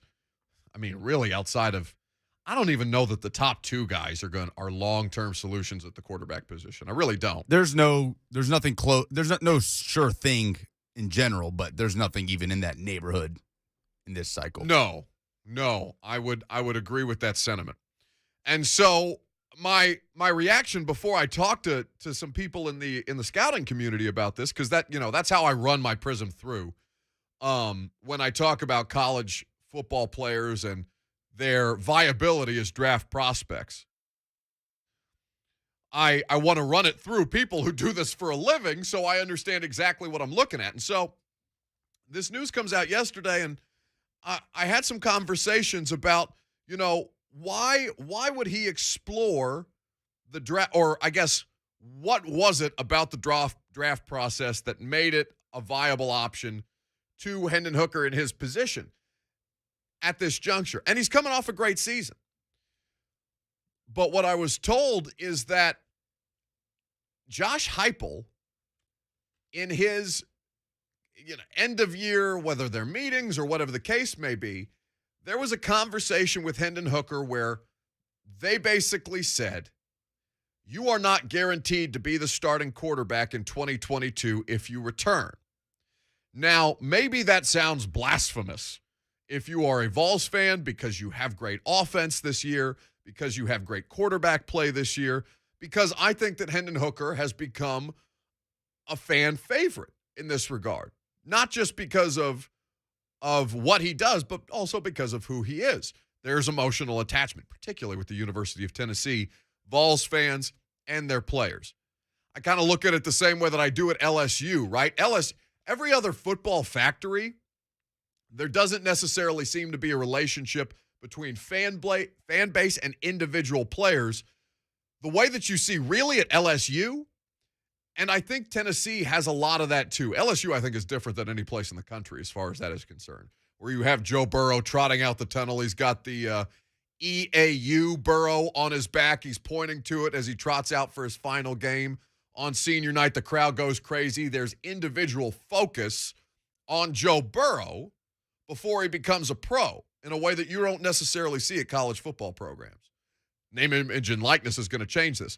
But what it comes back to is that Hendon Hooker was exploring his possibilities because he was not guaranteed the starting quarterback position at the University of Tennessee next season. And my first reaction to that was, oh, that's interesting. And then my second reaction was to talk to Lucas and be like, well, who do they have coming in at the quarterback position as far as recruits are concerned that would make this a viable option? And he sent me this write-up on Taven Jackson from Center Grove, four-star quarterback who is a hard commit at this juncture to the University of Tennessee. By the way, National Signing Day on Wednesday, Tom Luganbill of ESPN, the best person covering recruiting in the country, I maintain. Tom Luganbill of ESPN is going to be on with us tomorrow at 12:20, so we'll look forward to that conversation. But Taven Jackson is a hard commit to Tennessee in 2022, and Hendon Hooker coming back with a lot of promise, but not necessarily a situation where his job is guaranteed. And frankly, I think I like that from Josh Heupel. Like, I don't necessarily want these guys coming in comfortable at any, whatever the team is, whatever the situation is, whether it's the NFL, whether it's college football, whether it's the NBA, whatever sport you follow. I don't want guys in professional sports, and college football isn't technically professional, but it might as well be. I want guys who fear the threat of what the competition behind them may be pushing for and potentially taking over for them. And so I don't hate that logic at all by Josh Heupel. And ultimately, Hendon Hooker felt that it was in his best interest to come back and try and compete for that job that he has already anyway. 615-737-1045. James is in Ashland City. He wants to talk about Hendon Hooker. Good morning, James. Good morning there, Buck. How you doing? I'm doing great. Good. I just wanted to – I talked about this. You may have heard – I don't know how much radio you listen to when you get off air, but I did mention this to 3HL last week, I think it was. One thing that it's really, really amazing to me and is eye-opening is when you look at Jeremy Pruitt's team last year and look at what Josh Heupel has done with less talent, less depth, and especially on the defensive side of the ball, Buck. It is absolutely it's very enlightening for me. Number one, it tells me that these guys are being coached properly. They're being coached up. Secondly, and most importantly, it tells me this group of guys, now granted we had a lot of people come through the transfer portal, but hell, we lost 22 people in the transfer portal too. Yeah. The big thing is it tells me that these guys have motivated these people, and they've got that this coaching staff, that is. They've won over that locker room, and these people want to go out there and bust their butt to these coaching staff. And you did not have that with Jeremy Pruitt. It seems almost like it was a tyrannical type of leadership that the kids just didn't buy in on it. And the only thing I'm concerned about moving forward, I don't know how much Tennessee football you watched under Derek Dooley's tutelage, but Derek Dooley recruited very well offensively. Don't forget how good of a quarterback Tyler Bray was. He was putting up gaudy numbers in 2011, 2012. But the defensive side of the ball struggled. We were putting up 45 points, but hell, we had to win because the defense was giving up the same amount of points. So what concerns me moving forward is I'm hoping that Heupel has got the right people in place to recruit that side of the ball, because I know they're going to be fine offensively, and you're going to see Tennessee take a big jump next year. I'll hang up and listen to see what you got to say about my comments. Thank you so much for the call, James. I appreciate that. James sounds like he'd be better at sports radio than I am.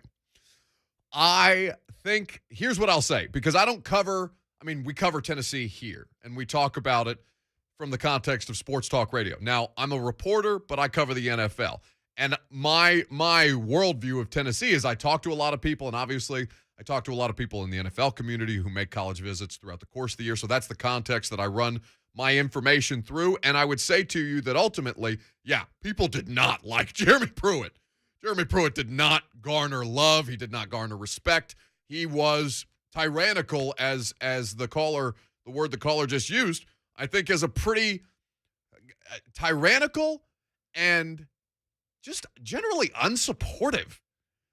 Just generally unsupportive. Like, this was somebody who seemed very content to be relegated back to the role of defensive coordinator if the opportunity ever arises to him, or to go to the New York Giants and be a defensive quality control coach, basically. Like, there's just a lot there about Jeremy Pruitt, and you could see it on the field. This was a thoroughly uninspired football team. And I understand that they had a win streak associated with it that they finished their 2019 season with, and you felt good about it. And 2020 was so bizarre for a great many reasons. But you have to have somebody who you're comfortable guiding your football team, your football program in the college level through moments like that. Even though a global pandemic is somewhat of maybe not an unprecedented result, but certainly in the last 100 years or something like that. And Jeremy Pruitt did what leaders, or did not do what leaders are supposed to be able to do. Keep things together and make sure the kids were getting what they needed. Failed them in multiple ways. That's why he finds himself out. Let's go to Alex in Dixon, who wants to weigh in quickly. What's up, Alex? Alex, you got me? Yeah, what's up? You're on the air. Oh, hey, I just want to talk about Hendon Hooker, and I think I agree with you, Buck. I think that it's smart play to say that his job is not 100% for next year. But I think it's good for Hendon Hooker in the fact that if he does win that starting job again, and I think he will have an even better season next year because they've laid such a solid foundation this year in the program that I think he could potentially be a first, second round quarterback in the draft, next year. So I think it's a smart play by him, and I think he's going to flourish next year under this offense. First or second round pick, I think, is inaccurate, Alex. But I mean, your opinion, that's fine. I would say that my assessment of him from watching football is not that of a first or second round pick under any circumstances. But I will tell you, I would look at Hendon Hooker preseason as being on the Heisman watch list because he is going to have a statistically phenomenal year if he's able to win that job again. I also think as a quarterback under Josh Heupel, you need to build your resume as much as possible because as much success as he's had developing quarterbacks, how many can you name that were successful in the NFL? Right? Yeah, but I mean, we were saying that about Nick Saban before Nick Saban decided he was but just Nick going to go Saban- out and get the best quarterback. But Nick Saban's not a QB developer, right? That's his staff. He hires the right assistants. Josh Heupel, that is his bread and butter. He developed Sam Bradford, of course, who was the number 1 overall pick. Injuries plagued his career, whatever. Drew Lock got drafted. That experiment hasn't gone very well in Denver. Otherwise, it's a very college-friendly quarterback system. Yeah, but here's my thing. Like, it only has to be a college-friendly quarterback system. Right, no, absolutely. The failure rate of quarterbacks in the NFL is astronomical. Absolutely. Astronomical. For reasons that are so far beyond Josh Heupel's control, we have no idea what Sam Bradford's career could have been. It's enough to recruit and win at Tennessee, and that is all that matters for Josh Heupel. But for Hendon Hooker, I do think it just speaks to being able to come back and build your resume as much as possible. He can do substantial work to improve his draft stock. I think he was going to be a late round, like probably a day 3 pick in a bad quarterback class. He can do better than that if he finds success next year and continues to build upon the success that they had as an offense this year with him at quarterback and Heupel as the offensive guru. Plus, with a defense, Tim Banks is going to start. Tim Banks should honestly have been getting looks this year. For anybody who's been paying attention to Tennessee defense. I think he was. That dude got some work done with, I mean, respectfully, players who just had no business being in some of those games. John Bryce told us on Blaine and Mickey he was in the mix for the Duke job. Should have been. When we come back, Mike Vrabel, he's going to speak with the media. We'll carry his press conference live after a 20-0 win against the Jags. Coming up next.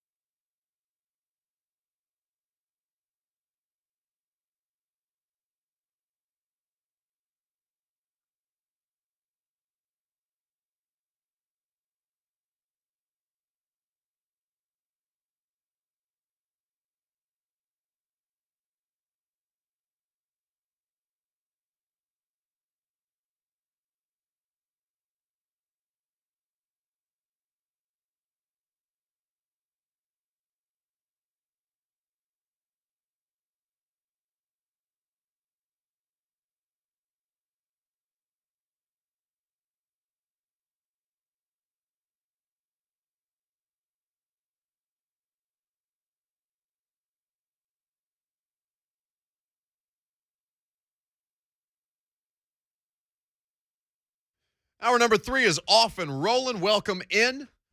Very abrupt return to content here because the Titans head coach, Mike Vrabel, his team won 20-0 yesterday. He's currently at the podium answering some questions. So we'll go out to St. Thomas Sports Park live right now. We're back. Getting that early lead, and the way the defense was playing, did that allow the offense to kind of play, more as you like, I guess, a little bit more conservative style? You weren't trying to dig out of a hole. Sure. We'll do whatever we have to do every week to win a football game. We didn't turn it over. We had 2 penalties. They had 9, 4 turnovers. So after that, to me, it's really a moot point. Like, we're going to coach and do the things that we feel like win football games. And we'll worry about wins and losses. We want to do better in all 3 phases. We would like to make sure that, the kickoff return, that we're blocking better, punt returns, holding the guy up. We got to punt better. I mean, there's so many things that we have to do better in all 3 phases. But when you do the things that we talk about that we know that contribute to winning football games, you give yourselves a chance. And so, I know that it wasn't perfect, and there was a lot of things that we liked offensively, and we'll continue to try to improve there and find the small details. There were some cases where the details got corrected from practice to the game, and there were some times where maybe some of the finer points didn't translate, to the game. What do you get when you face the Mike Tomlin coach team?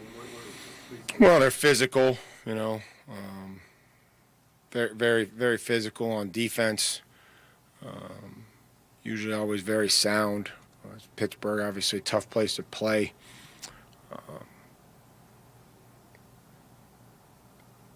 I just think that there's a mindset and a mentality that, they're going to be in every football game. You've seen them come back. You've seen them, battle back and always, be in it at the end, whether they're playing with Ben Roethlisberger or anybody else for that matter. And that's just going back in the last couple years. So, we'll have to get started, already started, continue to, get our players ready to go on the road, playing in Pittsburgh in December, knowing that there's probably going to be some elements and things that we're going to have to deal with. We're going to have to, kick it well, finish drives, trying to score points, and, see if we can defensively try to stop a really good back, some really good receivers and a Hall of Fame quarterback.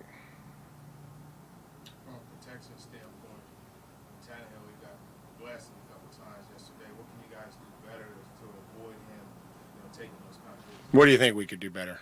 I think the one time where the linebacker came off the edge, like, we didn't have someone going high, somebody. Yeah, that would be on him. And then what'd you think on the other ones? Yeah, what'd you think on the other ones, Tron? He was Ryan was hot, so we'll give that one to him. He got to dirt it. He got to dirt that one or roll to his right like he did later on 3rd down and find Ferkser for the first down. What's the other ones you had for me? Yep, which would be blocked better. I have my beliefs, but Go ahead. I'm curious. Yeah, because I'm sure they're going to be. I'm sure they're going to be the same as mine. You know what I mean? That's. Yeah. Those were the 2 that stood out to me, especially that. Yep. So, yep. And yeah, Ryan knows he's hot, and I think he learned his lesson, and he came back later when they had. I think Jenkins was coming, or maybe Ford, and he drifted to his right and made a nice throw to Ferk.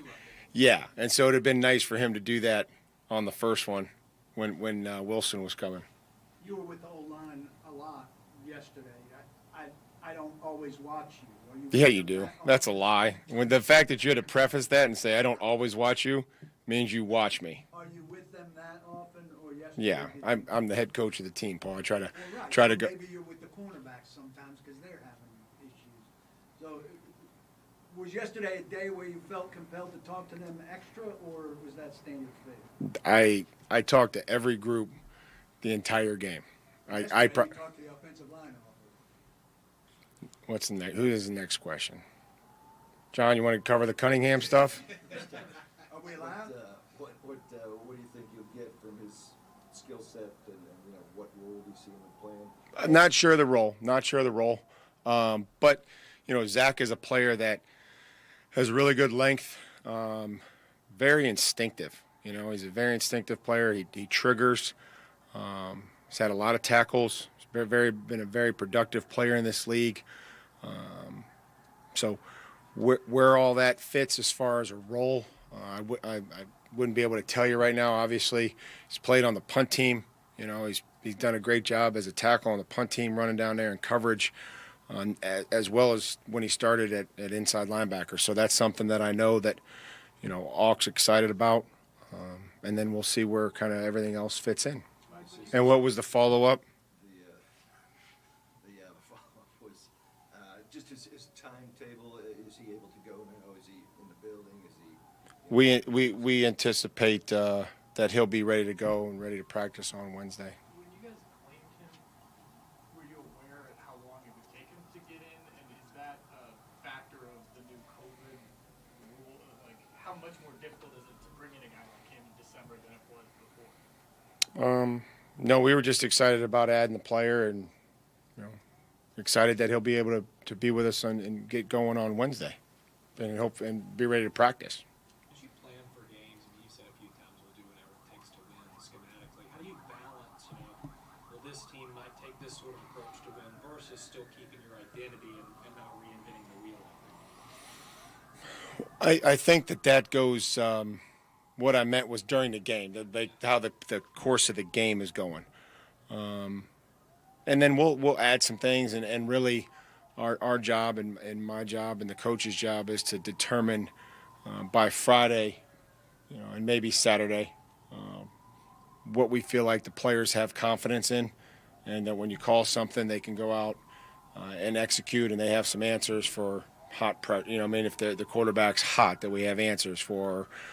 In the run game, that we have answers for different looks that we may get.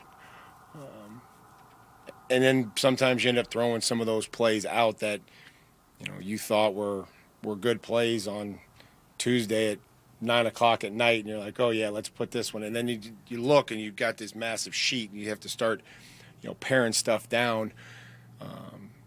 And you know, yesterday defensively we played, you know, some of our most successful snaps were just some of our base defenses because guys lined up, they won, they rushed, they covered, played to their help, played leverage, played square on the back end, whatever it may be. So sometimes it's drawing up great stuff, and sometimes it's playing your base stuff that you know very well.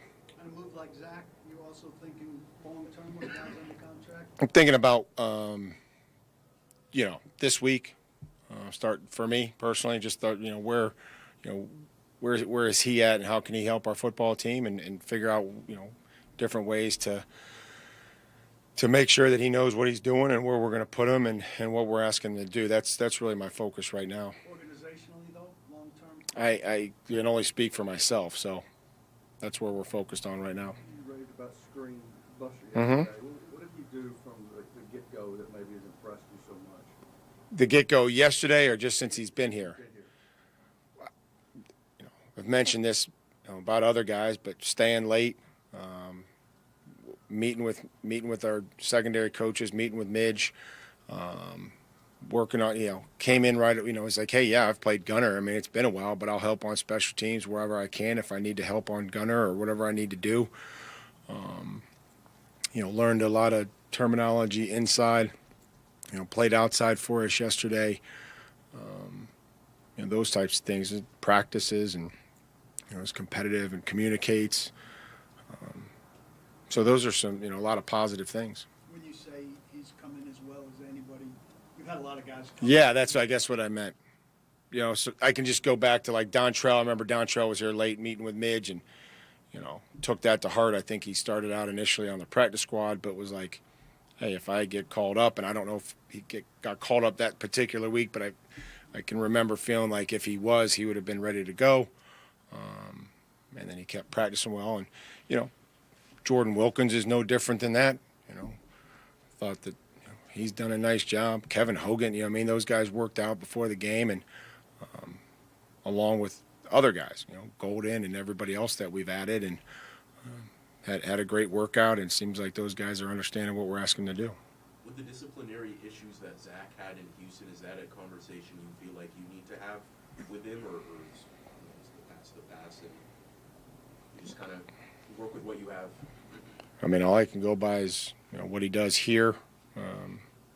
We all have clear expectations for everybody. We all have rules, and I don't even know what the situation was in Houston. I'm focused on the Titans. I know you're focused on the Steelers. You got 2 games in 10 days. Can you do anything to help manage that as far as Play really well against the Steelers. That'd help it. That'd help morale. as far as prep or? Oh, I meant from a coaching standpoint, you have to, you have to somehow look ahead and somehow be ready to go, right? You can't just wait till you get on the plane after the game in Pittsburgh. So from a coaching standpoint, we'll have some stuff done, and we've played Thursday night games, and we'll pull out that schedule. But, I mean, there won't be anything mentioned, from my standpoint to the football team. It'll be all about, this week and the Pittsburgh Steelers and playing on Sunday at 1 o'clock in Heinz Field. That's Mike Vrabel, professional troll, part-time football coach. Just giving PK and Glennon and everybody the business today. John, you want to ask the Zach Cunningham question yet? Go for it, big guy. When we come back, we will react to some of what Mike Vrabel had to say. We'll also be joined by Tony Boselli, who should be, frankly, in the Pro Football Hall of Fame. But in the meantime, he's killing it as the Jags radio analyst. Boselli up next on 104.5 The Zone.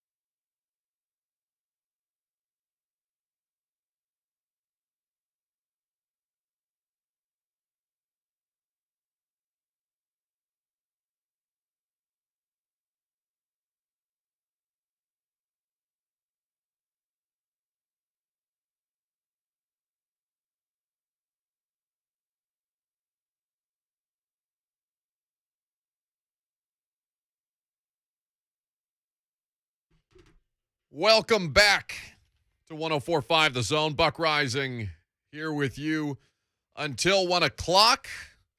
Monday for the Titans.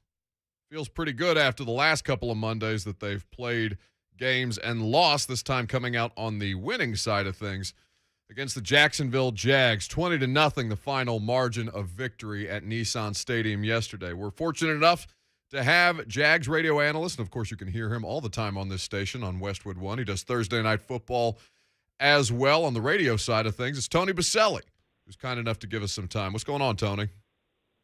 Not much. How you doing? Man, we're doing okay.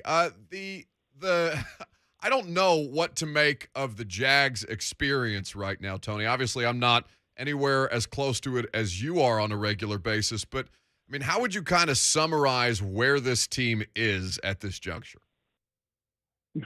Bad place. How about that? I think I used the phrase this morning on local radio. It sure feels right now, like the whole thing. You have a first overall pick in Trevor Lawrence, who was, has all the, makeup of a franchise quarterback, and he is regressing. You have a number of controversies inside the building and outside the building surrounding Urban Meyer. How much, how accurate the report that, NFL.com came out with this week, and so did CBS. Urban denies some of it, but my experience is where there's smoke, there's fire usually.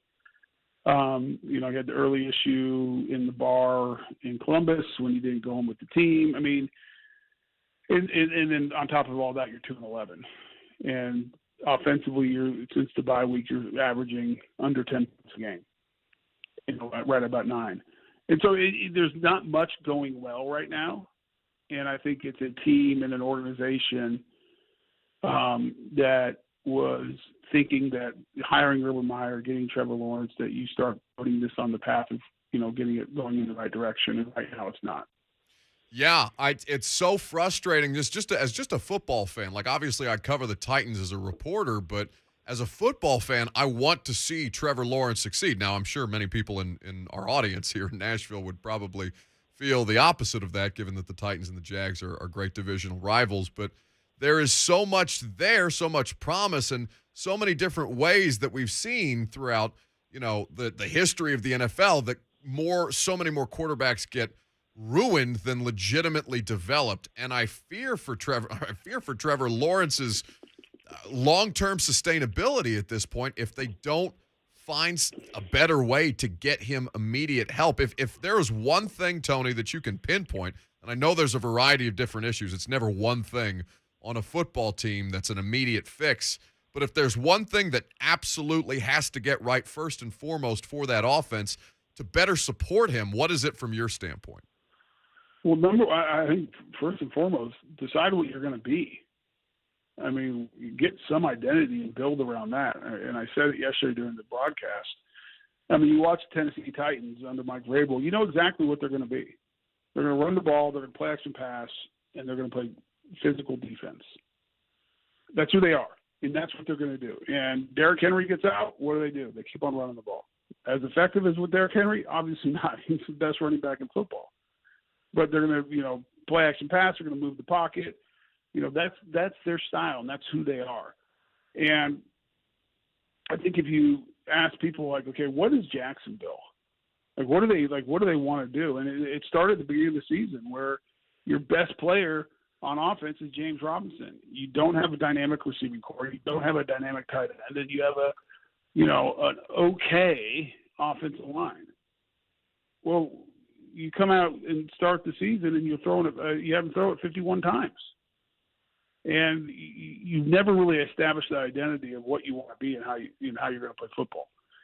That combined with the fact that they just lack talent on that side of the ball. And they're getting, because of not having that one thing to hang your hat on and not being super talented, I think it's just continued to go, regress and putting more and more, pressure on the young quarterback, and you can see him pressing and trying and, trying to make things happen. And that's just a disaster.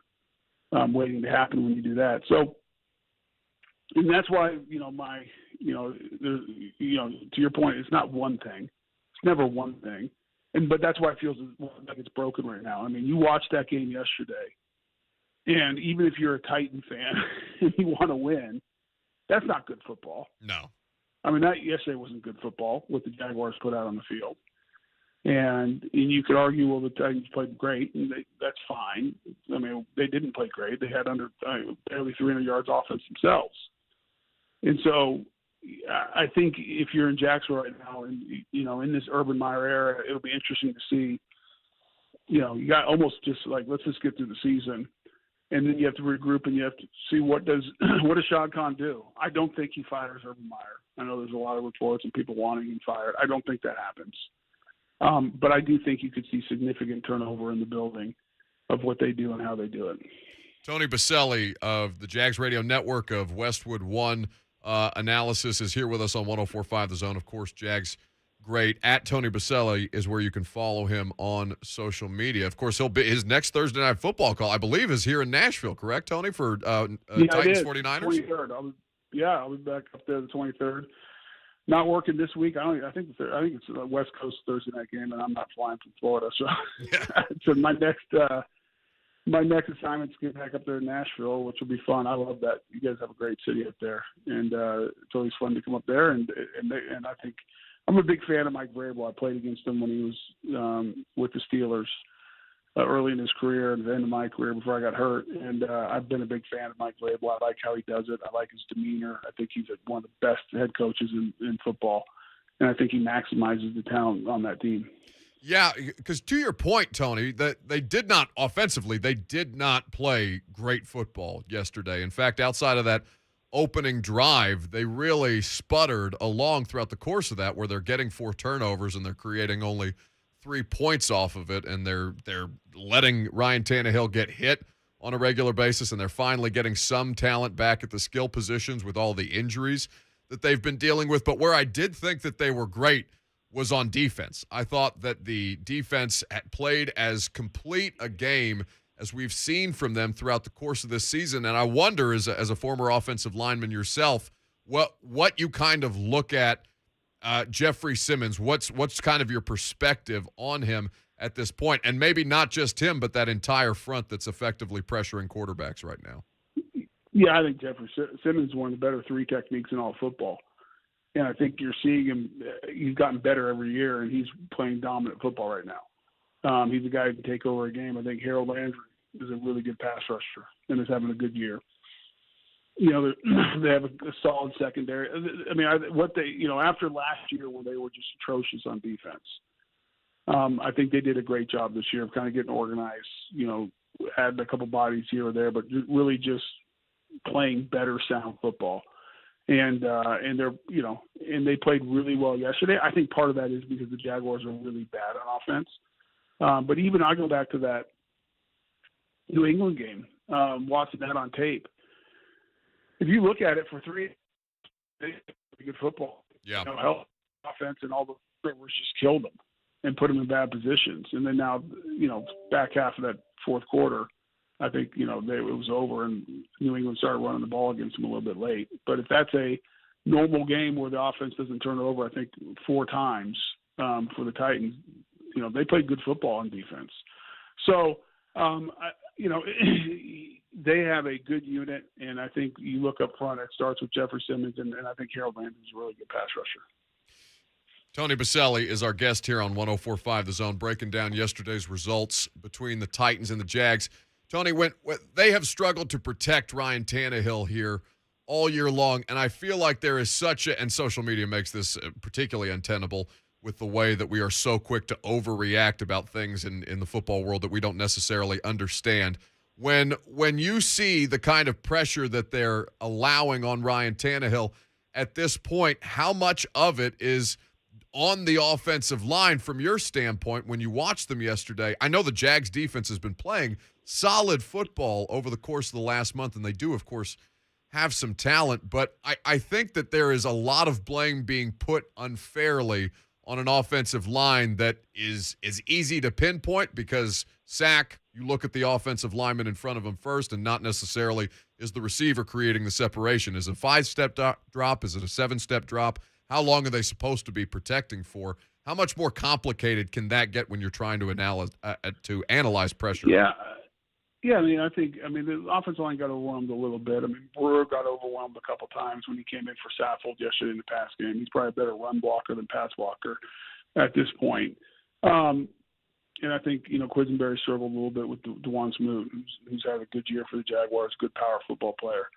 But other than that, there's a couple times they got fooled by the blitz, or they slipped, maybe Tannehill and Ben Jones center get on the same page, slide the protection better, recognize it earlier because they had some free rushers coming. So that can be more schematic than just getting beat physically, which did happen a couple times. So it's, and then you look at, you're without your best receiver, A.J. Brown right now, and that makes a difference. And, Julio Jones is not the same player he was, and he's coming off a hamstring, so he's not, creating a bunch of separation, and you're not taking, A.J. Brown allows you to stretch the field by more than you are right now and open some things up. So, can the offensive line play better? Did they get overwhelmed a couple times physically? Yeah, but I also think it's, identifying what's coming, getting in the right protection. And then the other side of it is you wonder, in yesterday's game at least, were they, once they got up, were they more conservative knowing that, like, hey, listen, the Jaguars can't score points. 17's plenty. Yeah. We don't have to do too much more than that.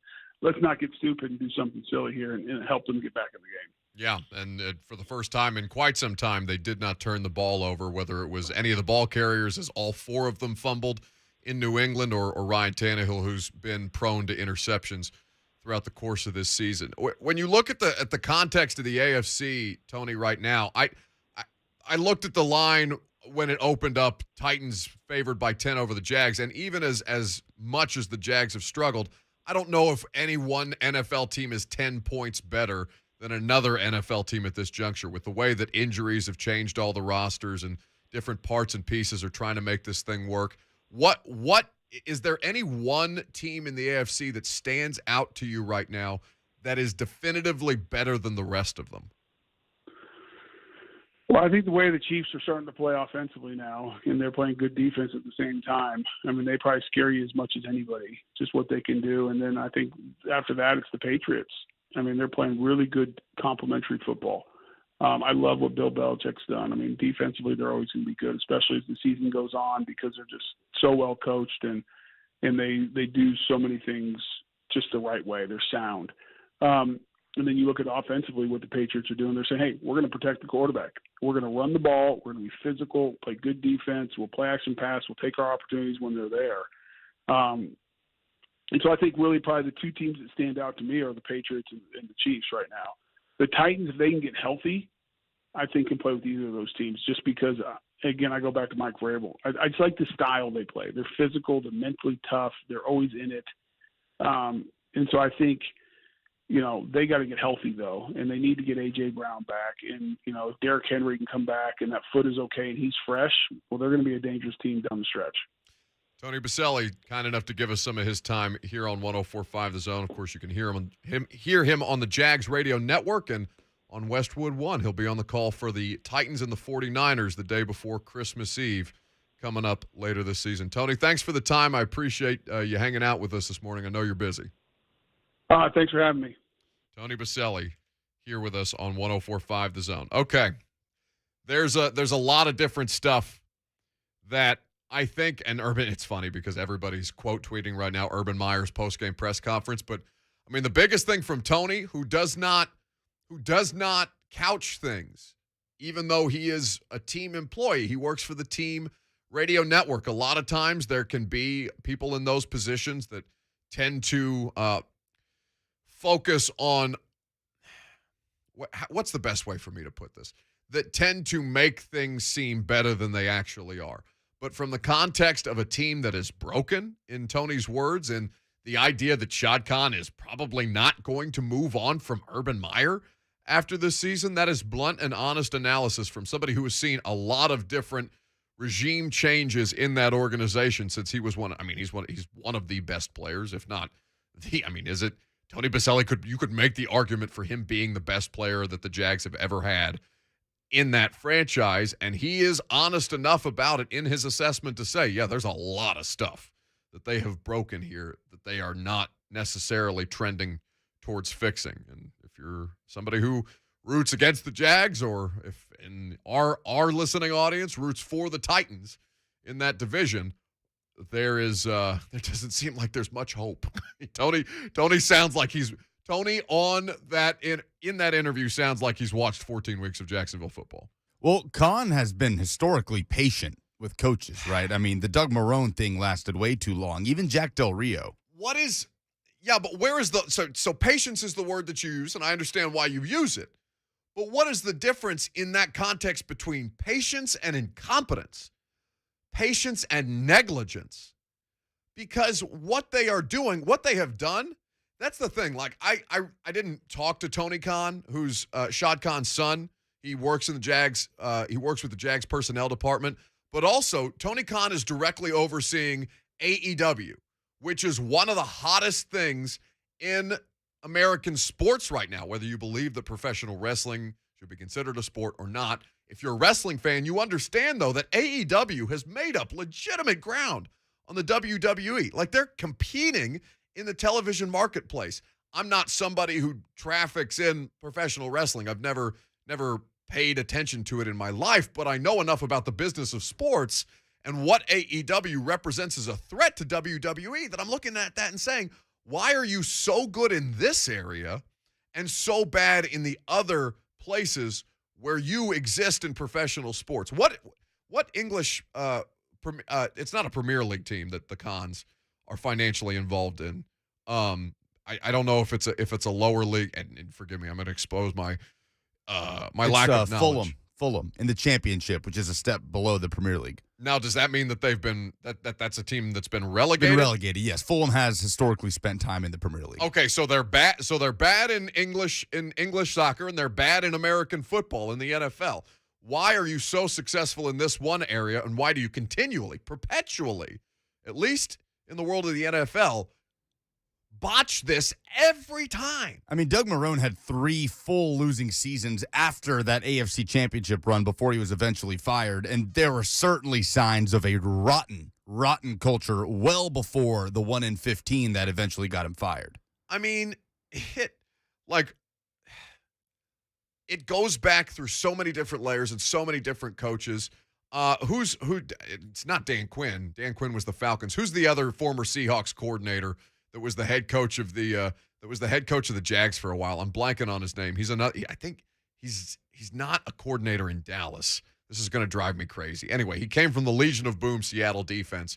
Went on to be the Gus Bradley. Like, there has been so many versions of Gus Bradley and Doug Marrone in my life covering the NFL, and even before that, just watching pro football, where I'm sitting there and looking at this and saying, how do you continually to botch this the way that you do?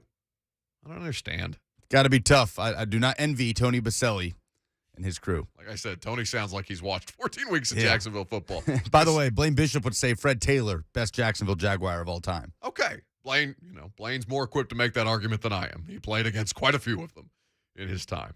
We'll do the polls next.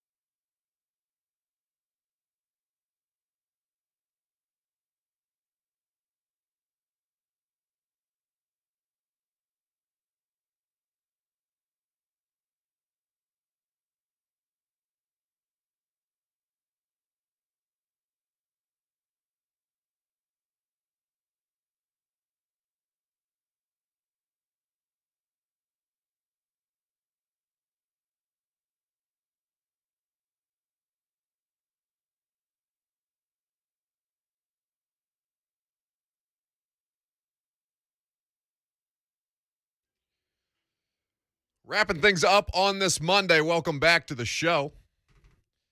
Do the poll questions here in just a little bit, but some breaking news for Vols fans.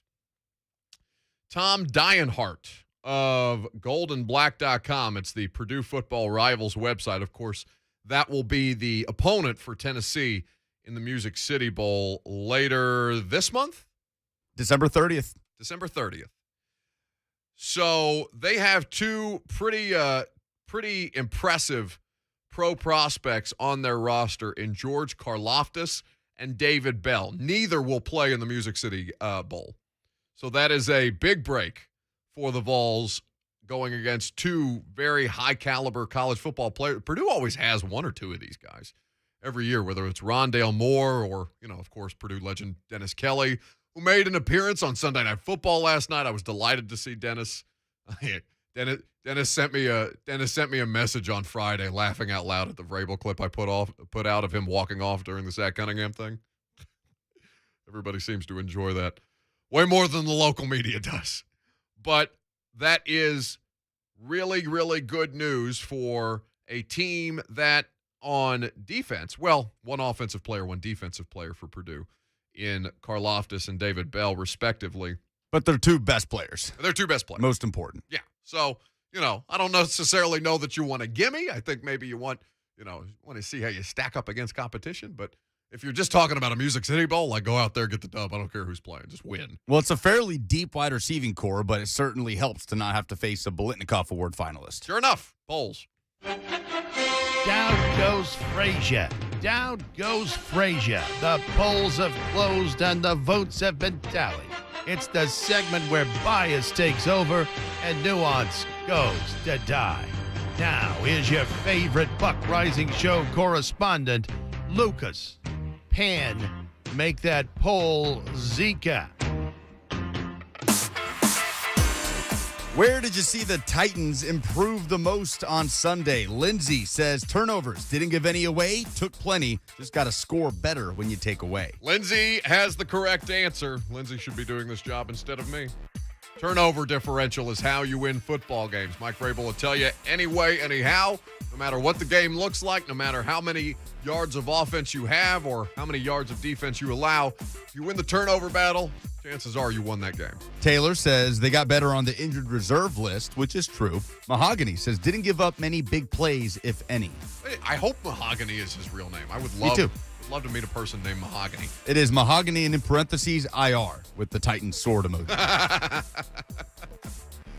Oh, it feels like Teresa Walker's on IR, by the way. She had shoulder surgery, so we hope that Queen T gets well as soon as humanly possible. Back to the Titans beat. Holden, they got back to the basics, played solid complementary football, did not make crazy mistakes, got extremely conservative, and didn't really score off turnovers, but can't be mad about a 20-0 divisional win. I honestly, I hated it in real time because, you guys can change the channel. I'm sitting there watching it. Well, unless you went to the game, of course.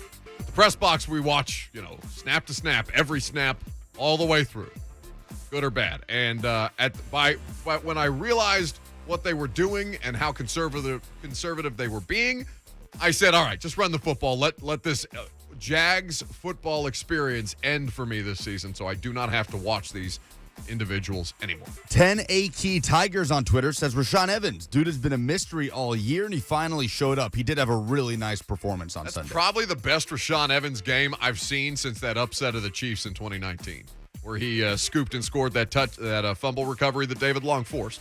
Rashaan played a good football game, and, like I said earlier, somebody may have informed him that the Titans just added Zach Cunningham as a potential replacement for Rashaan Evans last week. More impressive number, 4 interceptions or 8 rushes on 8 attempts allowed by the Titans defense. 67% go with the rushes, 33% like the picks. Yeah, the turnovers are why you win the game, but damn, is that impressive. Yeah. They didn't have double-digit rushing yards. James Robinson, who is a good player. Now, their offensive line seems to stink, and their quarterback is struggling mightily, but 8 rushing yards, not even double-digit rushing yards, is quite an accomplishment. What is the Vols ceiling with Hendon Hooker returning in 2022? Eldon English being realistic with their schedule, 8-4, maybe 10-2. Mahogany back at it, saying 9 to 10 wins. Unmarried father on Twitter says the New Year's Six Bowl. Yeah, I think that. I mean, from 7 to 9 wins would not be an outrageous jump, and I think if you have better depth and your recruiting class is competent, and you finally get more of your guys in the building after having, working through whatever it is that you had to work through in your first year with all the stuff swirling around Knoxville in Tennessee this year, I think that 9 wins is a reasonable expectation. You do play a Kenny Pickett-less Pitt on the road. Maybe if you take advantage of some of the instability at Florida, I think a 9-3 ceiling would be a good number. Yeah, I'm good. The Pitt experience without Kenny Pickett is not something I'm interested in. Which AFC team is the biggest threat to the Titans this week? Patriots take it 46%, 40% saying the Chiefs, 11% saying the Colts. Joseph Green says the Chargers. The Steelers is the team that is the opponent this week, and we left off that list. The Steelers' record may not be great, but damn if they can't make things messy for you, as many teams have found out throughout the course of the year. AFC North is just a bleep show right now. Ravens losing on Sunday. Baker Mayfield gets hurt. Lamar Jackson gets carted off. It's all a mess. We'll have more time to talk about it tomorrow. Blaine and Mickey got you the rest of the way because they're up next.